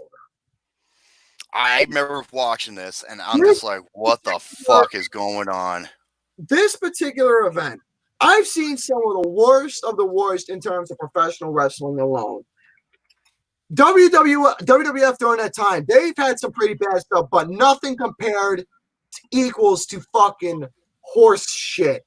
This show was absolute bullshit. This whole entire event summed up not only the problems of WCW, but not only did it expose of how Vince Russo was running it, but it was basically a middle finger to all the wrestlers involved, all the fans that was involved. It was a middle finger to everybody who was in WCW. My number 1 is the worst fucking wrestling pay-per-view, not only WCW, but you can say of all time. It's one of the worst of all time. It's in the top 10 easily. Bash at the Beach 2000. Bash at the Beach 2000. Now, okay, let me just get the good out of the way, okay? Who's the main event between Booker T? It was Booker T and Jeff Jarrett, and when Booker T won his first championship, that was awesome. That was the only thing good about the event. Chris Kanyon and Booker T. Wow, Booker T had like a double. Booker T was the highlight of this show. Everything else about this show is fucking bad. And this had Vince Russo's shit smeared all over this. Yeah, it was written all over bad. It should not only the quirks, but basically the way he wrote the show was exactly how he felt about professional wrestling. Yeah. He did it as a fucking joke. And, Hulk Hogan and Jeff Jarrett, they're supposed to have a title match, and then all of a sudden, here comes Vince Russo with the belt, fucking throws it in the ring, leaves. Jeff Jarrett lays on the ground. Hogan puts his foot over his chest. 1, 2, 3, match is over. And then Hogan gets on the mic. He's like, that's the reason why this company is in bad shape, because of bullshit like this. That's what he said. Hogan legitimately broke kayfabe. And so did Vince Russo when he came out and he did a fucking shoot on Hogan. And Hogan sued. Okay, when he walked out, that was the last time you saw Hulk Hogan in WCW. Yeah, and he went back to WWF, and the rest was history right there. And there's so many sides to this story that it's crazy. I recommend watching Brian Zane from Wrestling with Regret, because he actually reviewed this pay-per-view.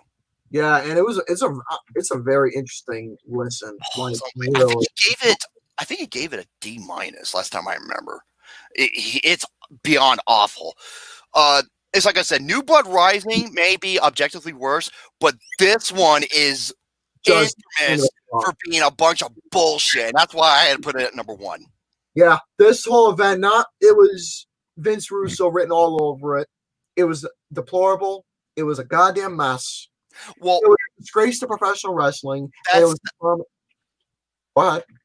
That's the thing with Hulk Hogan. He had a lot to blame to WCW as well because he had a lot of creative control in his contract. Yeah. Wow. Ironically enough, I just found the Bash of the Beach match on fucking Daily Motion. Is it where, because, you know, if you're going to find the Vince Russo when he cut that promo or that shoot. I don't want to fucking listen to Vince Russo bullshit here. You know what he said? It's because of that goddamn son of a bitch piece of shit Hulk Hogan. Oh, he just. And dude, after he cut that promo, you can see Mark Madden like giggling, like almost trying not to laugh. And Tony Schiavone, he looked like he wanted to get the fuck out of there. I felt bad. I felt so bad for Tony Schiavone because, believe it or not, Tony Schiavone, he's actually really good commentator. Tony Schiavone's a fucking gem on the commentator, man. Yeah, he wanted out there. Like fuck. But no, he was subdued into this world of WCW bullshit. See, I'm gonna tell you folks right now, when it comes to WCW, the WCW I stick with is when they were what's that word? It's where one assembles with another and where they faction? Not faction, but it's where they stable? Collide. It's when WCW collided with NWA. That was the WCW I enjoyed watching. Was when they were colliding with NWA and producing some great matches during around the late 80s, around, I'll say 1990, 91-ish, somewhere around there. But stuff like that, I enjoyed those. Oh my God. That was world champions ever. That scared the fucking shit out of me. Oh, and let's go over this card real quick. Okay. Lieutenant Loco versus Juventud Guerrera. Oh, that was the cruiserweight title. It was not bad. Big Vito versus Norman Smiley and Ralphus. Remember that motherfucker, Ralphus, in a hardcore match. Awful.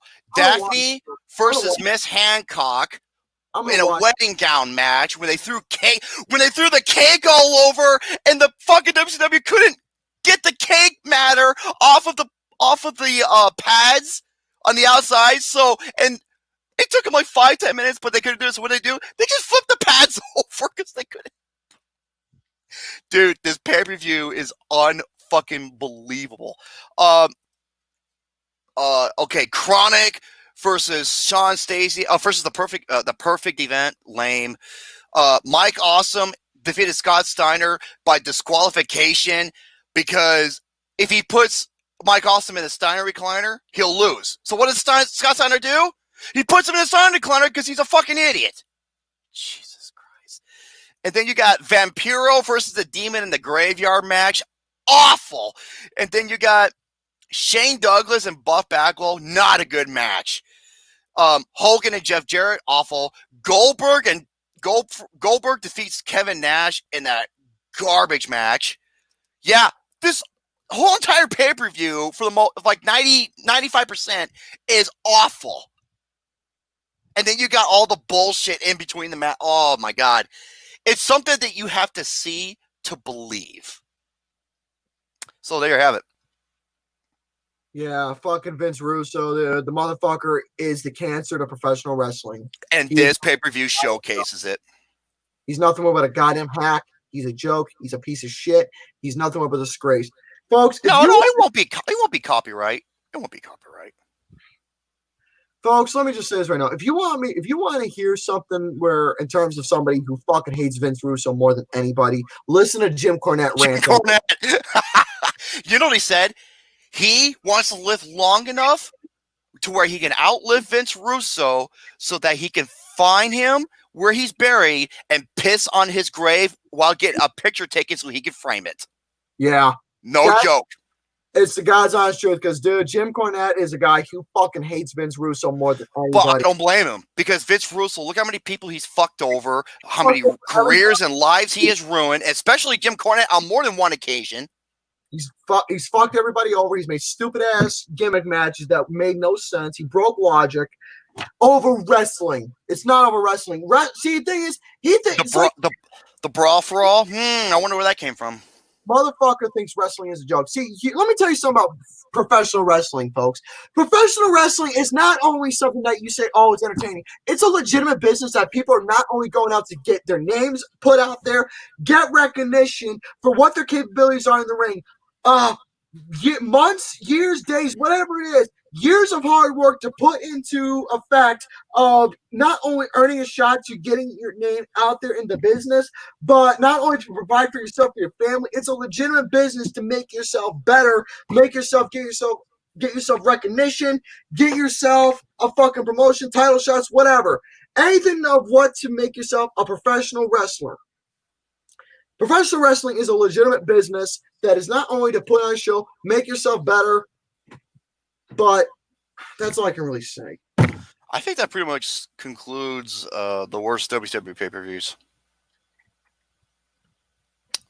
So yeah, the year 2000, it was pretty fucking awful. But you know that.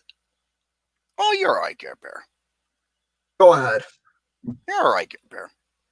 All right, go ahead. What's your next thing? I'm done with that. Okay. Folks, what you want me to go over? Did you want me to go over the best PlayStation 2 games, the best PlayStation 1 games, the best, worst, and most overrated films of 2011? I got a bunch of goodies. I'm just to see what the chat has to say. Do the 2011 film shit. Okay. Change it up a little. All right. 2011, I didn't think it was a good year. Honestly, a lot of bad and a lot of over. I could see New Jack. No. Oh, yeah, I could see New Jack cutting up Vince Russo. Oh, you don't want to put New Jack with him, dude. He fucking kill him, dude. New Jack actually likes Jim Cornette. He actually brought him in. He actually gave him somewhat of a career in some way, Jim Cornette. Well, for Vince Russo, he probably. Oh, no. In terms of Jim Cornette, though, yeah, New Jack likes Cornette because the thing is, if it wasn't for Cornette, dude, New Jack wouldn't even been this thing. Exactly, he wouldn't have been in Smoky Mountain Wrestling and becoming the Gangstas. Okay, now, yeah, let me go over some. What do you want me to go over, the worst or the best first? The best. Okay. I do have some honorable mentions. I took some time to, deliver all the films that I remember seeing. So, and these are in alphabetical order, not in any particular. Here we go. Captain America, the First Avenger. Contagion. Usually I'm a hit or miss when it comes to Steven Soderbergh, and this was a big hit. I thought this was terrific. Limitless, I thought it was very underappreciated. Puss in Boots. Puss in Boots is a really good spinoff that doesn't have to rely on Shrek in order to advance the movie. Really good standalone film. Everything Must Go. This is the This is the Will Ferrell movie where when he does his serious films like this and Stranger to Fiction, he does really good. Oh no, Hunter Dvorak. The worst year ever was 2007. I've done a topic on that where I went over like so many films. Yeah, Puss in Boots. Next one, Fast 5. This is where the Fast and Furious series changed for the best. Wait, so he is like Sandler for you. Yeah, but here's the thing. I liked Will Ferrell in a couple of comedies, like Elf. You be quiet. You fucking heard me, right? I didn't say anything. Fuck Elf. Shut off. Next one, Friends with Benefits. This is the Justin Timberlake and what's that beautiful woman from That 70s Show? Mila Kunis. Really good romantic comedy. Very unappreciated. Next one, one of the best action films. I think it probably was the best action film of the year. Mission Impossible, Ghost Protocol. Next one, My Week with Marilyn. Michelle Williams, that was her award to win Best Actress. What is this? Oh, GareBear. I'll talk more about it later. Gary. Well, I'll talk more about it later. No, we're going to talk about it right now. I don't want to. GareBear. We'll talk about it later. I don't want to right now. Later. Continue. Later. And look, Nookum, I think I know what you're going to say. It barely missed the top 10. Like I said, I'm very peculiar. Next one, My Week with Marilyn. Paranormal Activity 3, the only good one in the series. Next one, huh? I think I have that movie.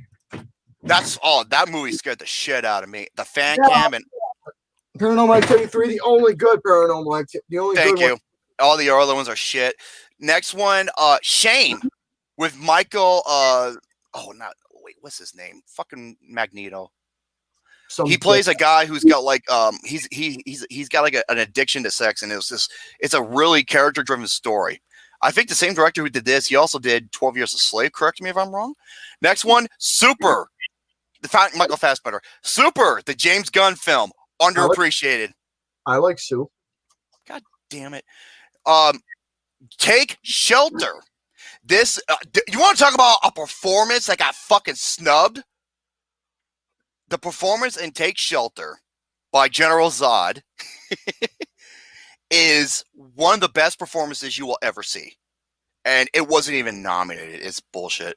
Oh no. This next pick, Gary's going to lose his mind. He's like, how is it not in the top 10? Oh my God. Ready? The Artist. I fucking knew it. I knew it. However, hey Gary, I do have a good excuse for this. I wasn't able to see The Artist during the year because it didn't come out until January, February-ish. So, next one, Troll Hunter, the original Troll Hunter. An awesome mockumentary. X-Men First Class and Warhorse. Here we go. Hey, Gary, what did you do? What are you doing? Do me a favor. What? Pull down your pants. I'm going to choppy your pee-pee.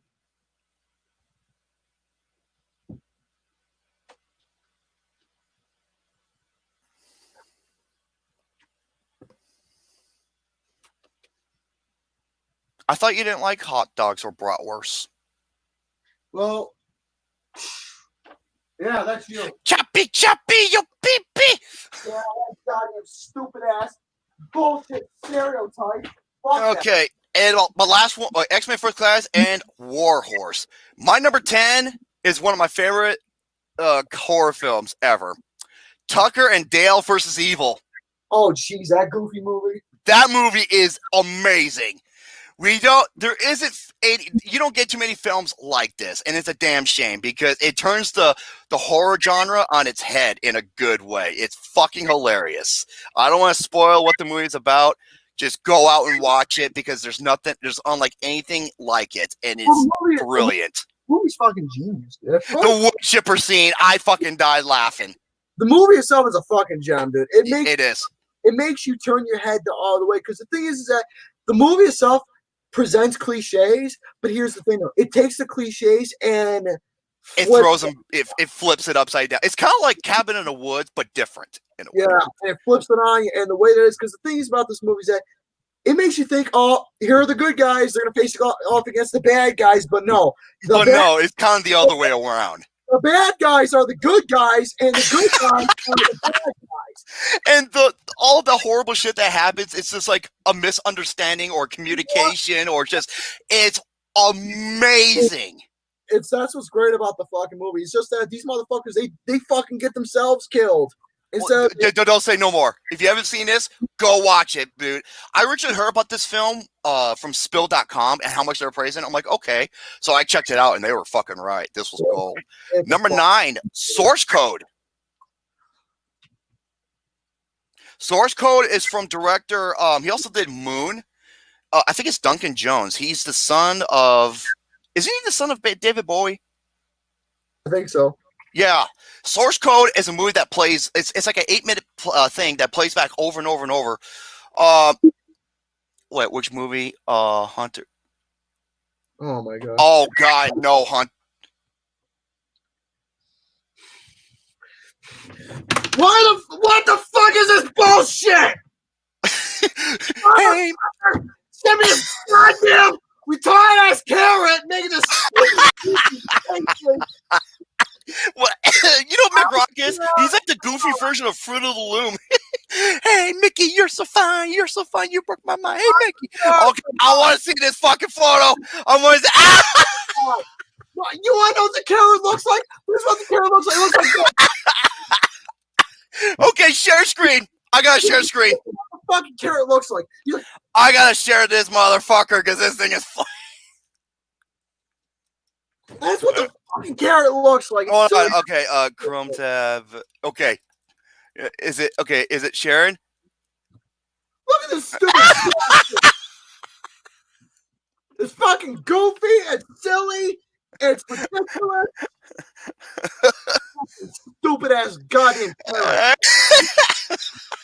Thanks a lot. I'm never gonna eat carrots the same again now. You know, that explains why Rabbit has OCD from Winnie the Pooh. Wow. Yeah, or he's probably taking LSD or something. No. Every character from Winnie the Pooh. Oh, my ears. Gary. What the fuck, Gary? Did you spontaneously combust? Are you the drummer from Spinal Tap? I had to leave the fucking broadcast because fucking see, this is one thing I fucking hate. When I'm trying to go on the goddamn computer and plays these stupid ass videos with this goddamn loud audio and you can't pause it or make it shut up because it's on a fucking loop. Okay. Fuck that bullshit. As I was. Oh god, that was funny. Okay, number 9, Source Code with Jake Gyllenhaal and Michelle Monaghan, I believe. Number 8, Warrior with Tom Hardy. This is before he was going to play Bane, and he was pretty fucking jacked. And this is a tale of two brothers and two martial arts. And when you watch this, you don't know who to root for, and you don't want neither one of them to lose. It's fucking amazing. Number 7, Arthur Christmas, a Christmas classic from Aardman. I love Arthur Christmas. This was my second biggest surprise film of the year because I thought it was gonna be shit. It looked like it was gonna be dumb. Oh no, it was amazing. And the grandpa who plays, the classic Santa, if he doesn't bring you a smile to your face, I guess you're dead inside. I know that's being condescending, but still. Number 6, young adult. Ivan Reitman, his genes passed on even better. This is probably my favorite movie he's made, Jason Reitman's film, with Charlize Theron. Man, I'm not pretentious. Top 5. Number 5, Moneyball. One of the best baseball movies you'll see, and Brad Pitt was stupendous in this. What are you looking at, Gary? Nothing. What are you looking at? Nothing. Number 4, Kung Fu Panda 2. This was the movie that should have fucking won Best Animated Film, and not Rango. That fucking overrated movie. Yeah, Kung Fu Panda was alright. Shut up. Kung Fu Panda 2 was incredible. Number 3, Attack the Block. Before John Boyega was doing Star Wars, he was in this gym. Oh, Attack the Killer Clowns. Fuck that piece of shit. I said Attack the Block, you fuck butt. I like playing with blocks. Yeah, it shows. You haven't graduated from him. Yeah, Lucas can relate to that too. No, that's not true. I graduated to Lincoln Logs. My number 2, this Attack the Block. I said Attack the Block, didn't I? Oh, no, so. He's talking to Gary. Now, my number 2, I was talking so much shit. This is during the time I was writing for the paper. I was talking so much shit. I said, this movie's going to fucking suck. He's only making this movie just for a cheap dollar. And boy, did this movie prove me fucking wrong. Yeah, because you suck. It introduces us to the greatest visual effects character in movie history. And I was stunned when I watched this. I'm like, oh my God. This movie. I was in the theater for 5 minutes straight when the credits were rolling, and I didn't move. I was just like, what the fuck did I just see? Because this was remarkable. Rise of the Planet of the Apes. Oh, that. Where is Andy Serkis' fucking Oscar?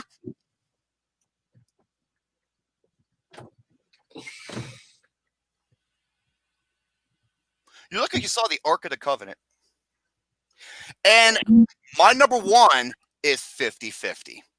By the way, for the Ark of the Covenant, I wasn't scared when I saw it. Shut up, asswipe. No, I wasn't. Well, okay, just because it has good-looking animation, that doesn't make it, good in general.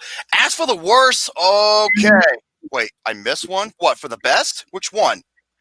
If you're gonna say Drive, you're not gonna like me very well. Now for the worst. Deathly Hallows Part 2. I thought it was really good. I didn't think it was phenomenal. Sorry. I don't even think it's the best one. I think the best one is which one? The third one that Alfonso Cuarón did. Now for the worst. Here are some honorable mentions. Abduction with Taylor Lautner. Next one, Beastly. This is bestiality. Yeah. Luke Nukem can attest to this one. What Beastly is? It's like a retelling of it's an awful retelling of Beauty and the Beast in a way. It was awful. Next one, Big Mamas, like father like son. Beeper.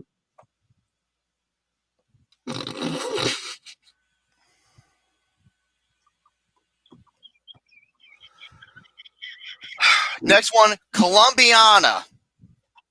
I think this was I forgot what that director's name is. He's like a shit action director. Next one, Diarrhea for Wimpy Bitch Ass 2. Oh, those stupid ass movies. Oh my god. Next one, Drive Angry 3D, the Nicolas Cage movie. Dumb. Next, Olivier Megaton. Thank you.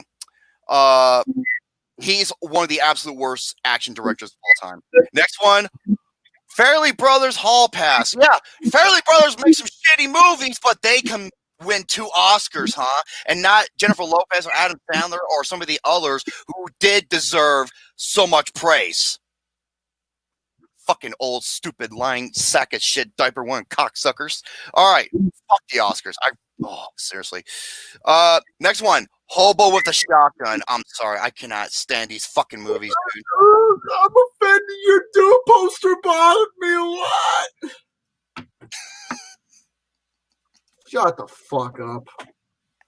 Okay. I know what you're referencing to. Next one, New Year's Eve. Gary Marshall, your later films were bad. Next one, Mars Needs Moms. One of the biggest blockbuster blunders ever. Next one, this is one of the most boring, pretentious, overrated films I've ever seen. Meek's Cut Off. You wanna know a parody of Mars Needs Moms? Here's a parody porno. Mars has MILFs. There you go. I'll be going to that fucking red planet. I'll be pulling some Total Recalls. I know some. They're all redheads too. So there you go. Or Moms Needs Uranus. MILFs take it in Uranus. I don't know. Yeah, moms take it. Moms like it in Uranus. There you go. Yeah, Meek's Cut Off. Luke and I can agree with Spill on this one. Next one, Lars von Testicles, Methacalia. Saturn nipples. Because you get it. You know why there's rings? It's a piercing. Saturn nipples. You want to know why? How fucking women's nipples are so fucking, Yeah, I get it. You know what's funny, Cameron? The year later, another Mars movie bombed horribly. It was John Carter. Next one, Red State. This is the Kevin Smith movie. Oh, fucking hate it. Okay, next one, Sanctum. James Cameron, you are not. Next one, Season of the Witch. A movie that's so infamously bad, it has to be seen to believe, with Nicolas Cage. Something Borrowed. Don't even bother. No, Lars von Trier, Hunter Dvorak, is a piece of shit human being.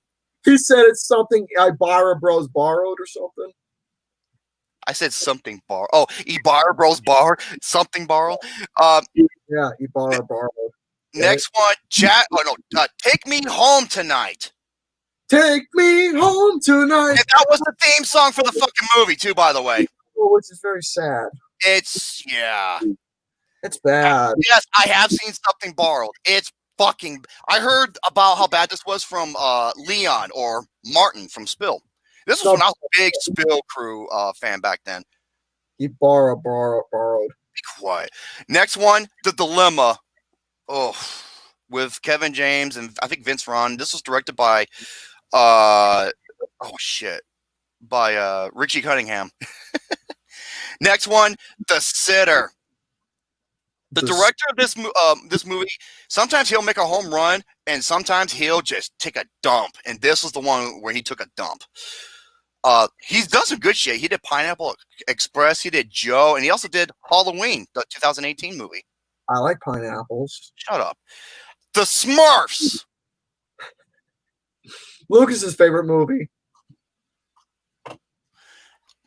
Next one. Okay, I'm gonna get some fucking hate for this, but I don't give a fuck. This was my most overrated film of the year.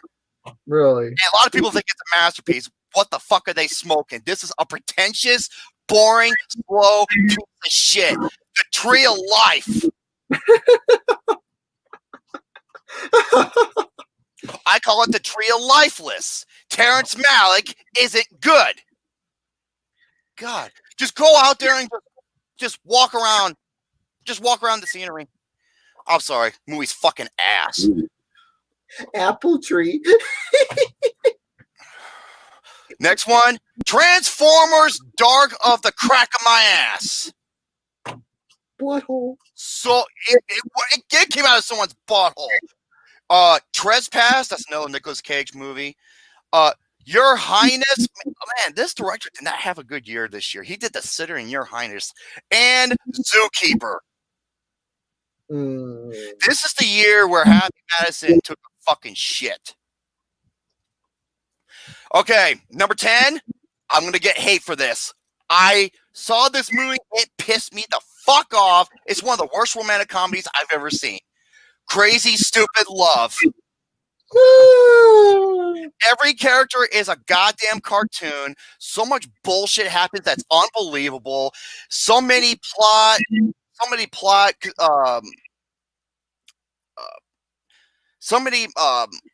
trying to figure out the right way to say it.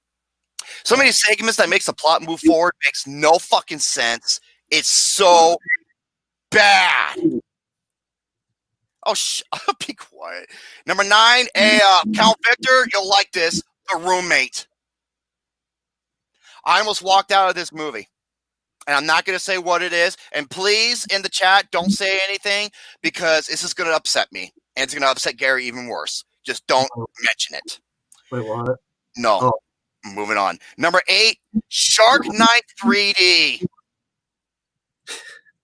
That's stupid bullshit. Fucking retarded. It's a PG-13 movie. That's what made it even worse. Number 7, another Happy Madison fucktard film. Gary, what are you doing? Nothing. Sit your ass down. Number 7, Just Go With It from Dennis Douchebag. Yeah, speaking of douchebag, sit down. What do you have to go take a piss? No. You do that one more time, I'm going to get up and leave too. No. Go ahead. Number 6, Spy Kids 4D all the time in the world. So awful. I fucking warned you. I warned you. I warned you.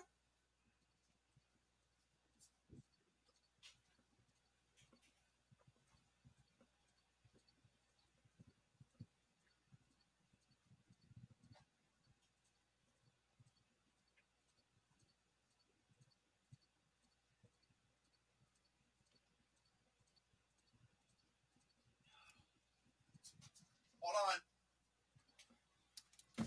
I picked the wrong week to quit drinking. I was so thirsty that I drank half of this in one go.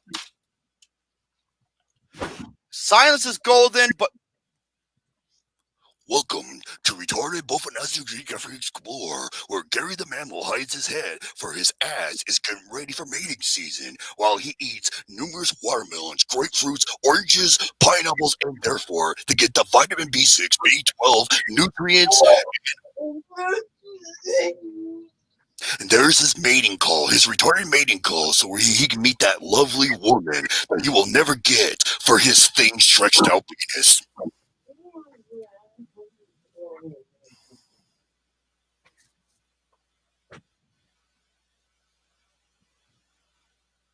What is Gary doing? He's encountering his natural habitat of mating while marking his territory in the manure that he sleeps in.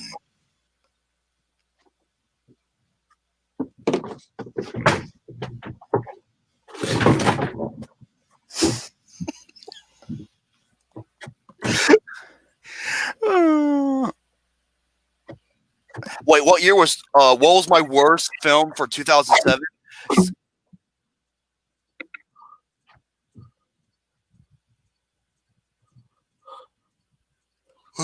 Bowling. 2007 Southland Tales. He's a pooped cactus. Number 6, Spy Kids 40. Number 5, I have a tie. Toy. Red Riding Hood and Sucker Punch. Red Riding Hood is from Catherine Hardwicke, who I liked her early movies, and then she just moved on to some shit like Twilight and now this piece of shit. And then Zack Snyder did Sucker Punch. What a steaming pile of fucking garbage. And speaking of Twilight, my number 4, the Twilight Saga Breaking Wind Part 1. You want to know what happens in the movie? They get married, they fuck, she has a kid, the rest is padding. There you go. That's the fucking movie. Baby. Speaking of baby, some of the visual effects in this movie is so bad, especially the fucking baby. Yeah. Number 3, Bucky Larson, Born to Be a Fucking every time you see a baby, you can tell they're visually looking impaired. Bucky Buttfuck Larson, Born to Be a Shitter. This movie, another Happy Madison Fucktard films. Number 2, The Human Centipede 2. Don't even bother. Tom Six, you're a hack. And my number 1, the movie that swept the goddamn Razzies, the movie, we all know the story, Jack and Jill. As for the most overrated films, Kayak.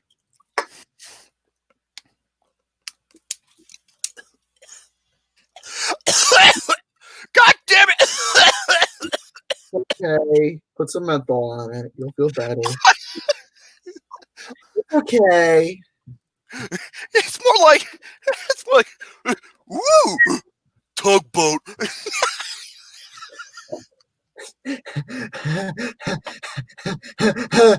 Ooh. Oh my god.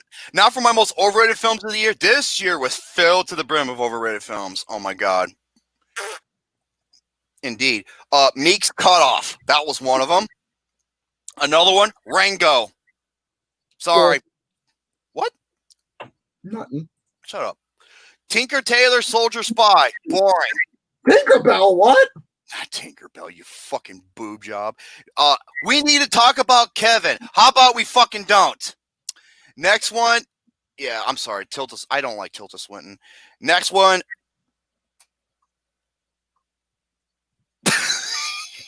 Hold up a second. Hey, look. Hi, Jerome. It's Snow White again. I made a mistake from last week. It turns out I'm not having twins. I'm having triplets, and you are indeed the daddy. I never knew I had it in me. You little shit. I call her the young Sharon Tate. You know why? Because she looks just like her. No joke.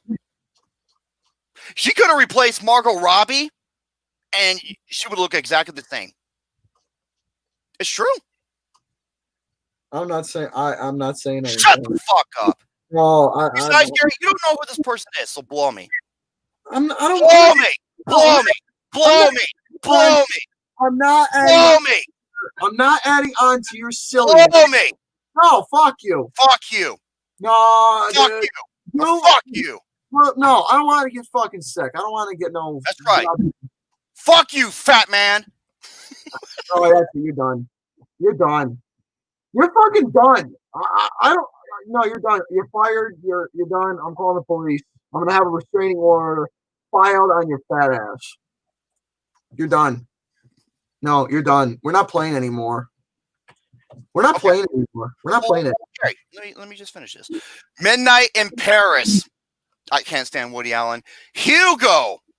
This is another film that Gary and I disagree big time on. I'm actually a fan of Hugo. Believe it or not. I am not. I was so fucking bored with it.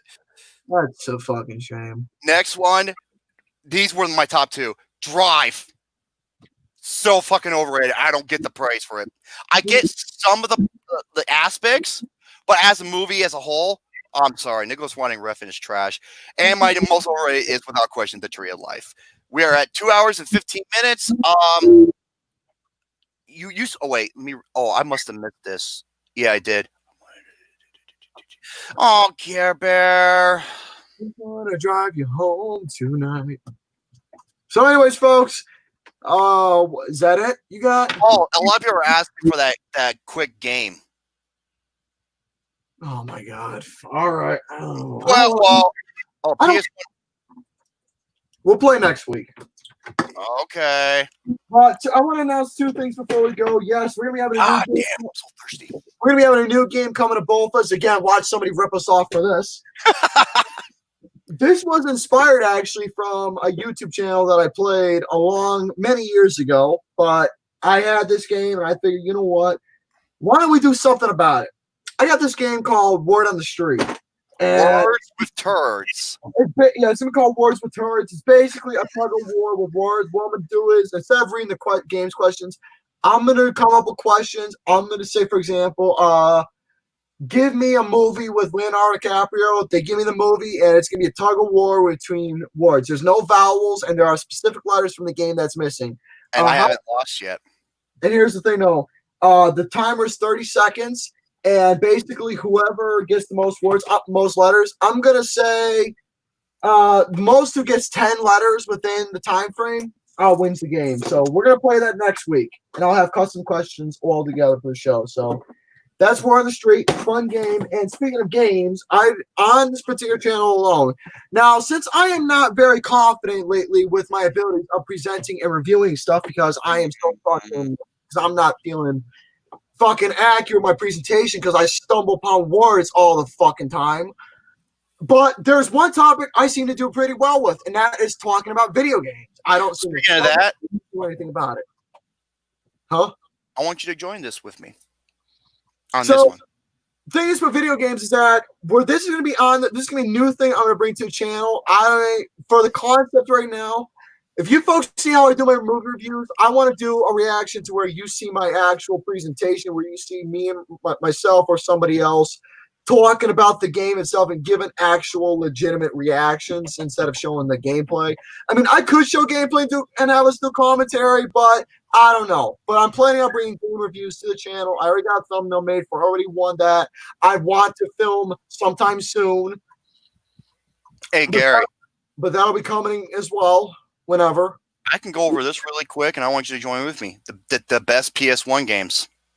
Oh, dear. Go ahead. I have these in alphabetical order. This is inspired by Jay Baders, who did a recent PS1 top 10 PS1 games. So, and I got my 10. These all in alphabetical order. I don't have these ranked, so here we go. Actually, I do have my top 5.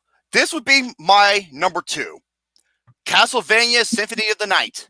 Many people know it as Metroidvania, but it works. It's arguably the best Castlevania game in this. It's up there with Castlevania 1, 3, Super Castlevania 4, Rondo of Blood. Those are the best ones, and this one ranks along, if not better. And Alucard is a badass in this game. Next one, Crash Bandicoot Warped, the 3rd game in the Crash Bandicoot series, and without question, the best one. It's kind of the easiest one, too, because the first Crash Bandicoot for the PlayStation 1 was brutally hard. It was fucking difficult. But this one, it has so many options for you to do. Amazing abilities, the time trial mode, that made it so much fun. Next one, Medal of Honor. Super Metroid also William, my number one game of all time. Medal of Honor was this PlayStation 1's best shooter. Enough said. This one would be my number one for the best PlayStation 1 game ever. Metal Gear Solid. The original Metal Gear. Next one, Resident Evil 2 with Leon Kennedy. Everybody remembers when that fucking hound jumps through that window and scares the shit out of you. Next one, you can go one of two. Spyro Ripto's Rage or Year of the Dragon from, I think, Insomnia Games. Next one, Street. Okay, these are the two best fighting games on the system. Street Fighter Alpha 3 and Tekken 3. Next one, Tomb Raider 2. It took everyone we loved about the original Tomb Raider and made it even better. And this one would be my Resident Evil 2 would be my number 5, and my number 4 would be Tony Hawk's Pro Skater 2. Oh, I haven't played Tomb Raider in years. Holy shit. As for the worst PS1 game, there's 2 of them. Boy, there's a lot of terrible There's a lot of PS1 games that are not that great. But this is not only the worst, it's arguably the worst game, one of the worst games of all time. Bubsy 3D. This game is it's arguably the worst platformer ever. And the runner-up, the worst Mortal Kombat game, Mortal Kombat Shadow Forces with Jax. I'm going to leave it at that. I'll do the PlayStation 2 one tomorrow, and I still have a lot of leftovers, and I'll keep them from next week's. It's like I said, we had a sack show. We had a lot to go over, and I will do the table of contents as soon as it's done. And plus, also, Gary uploaded 2002 A Doom Odyssey, Episode 1. It is 73 minutes in full view and clear HD 720, and it's a lot of funny shit on there. Yeah, that's a good video. Giuseppe saw it. He was fucking laughing. He died at the Archfiles sequence. It was pretty fucking funny.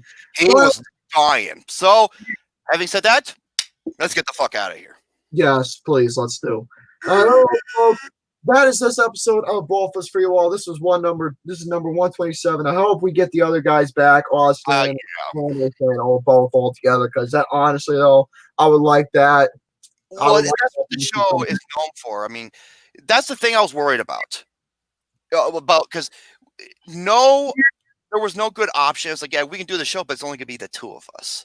And the show is known for having all 4 of us and that chemistry, and that's what makes the show even better.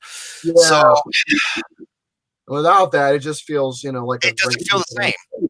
So other than that, though, we'll try and think of something, folks. But other than that, I hope you folks had a good episode. I hope you all had yourself a good time, and stay tuned for another episode to come whenever. And fuck yourselves. Goodbye. Absolutely. Thank you very much for tuning into one time. The BOFAS on the SOFAS. Tuning into next week, where Austin will be returning, and I hope Shane O'Mac returns. So until then, stay tuned. And once again, motherfuck Vince Russo and Bash at the Beach 2000. Indeed.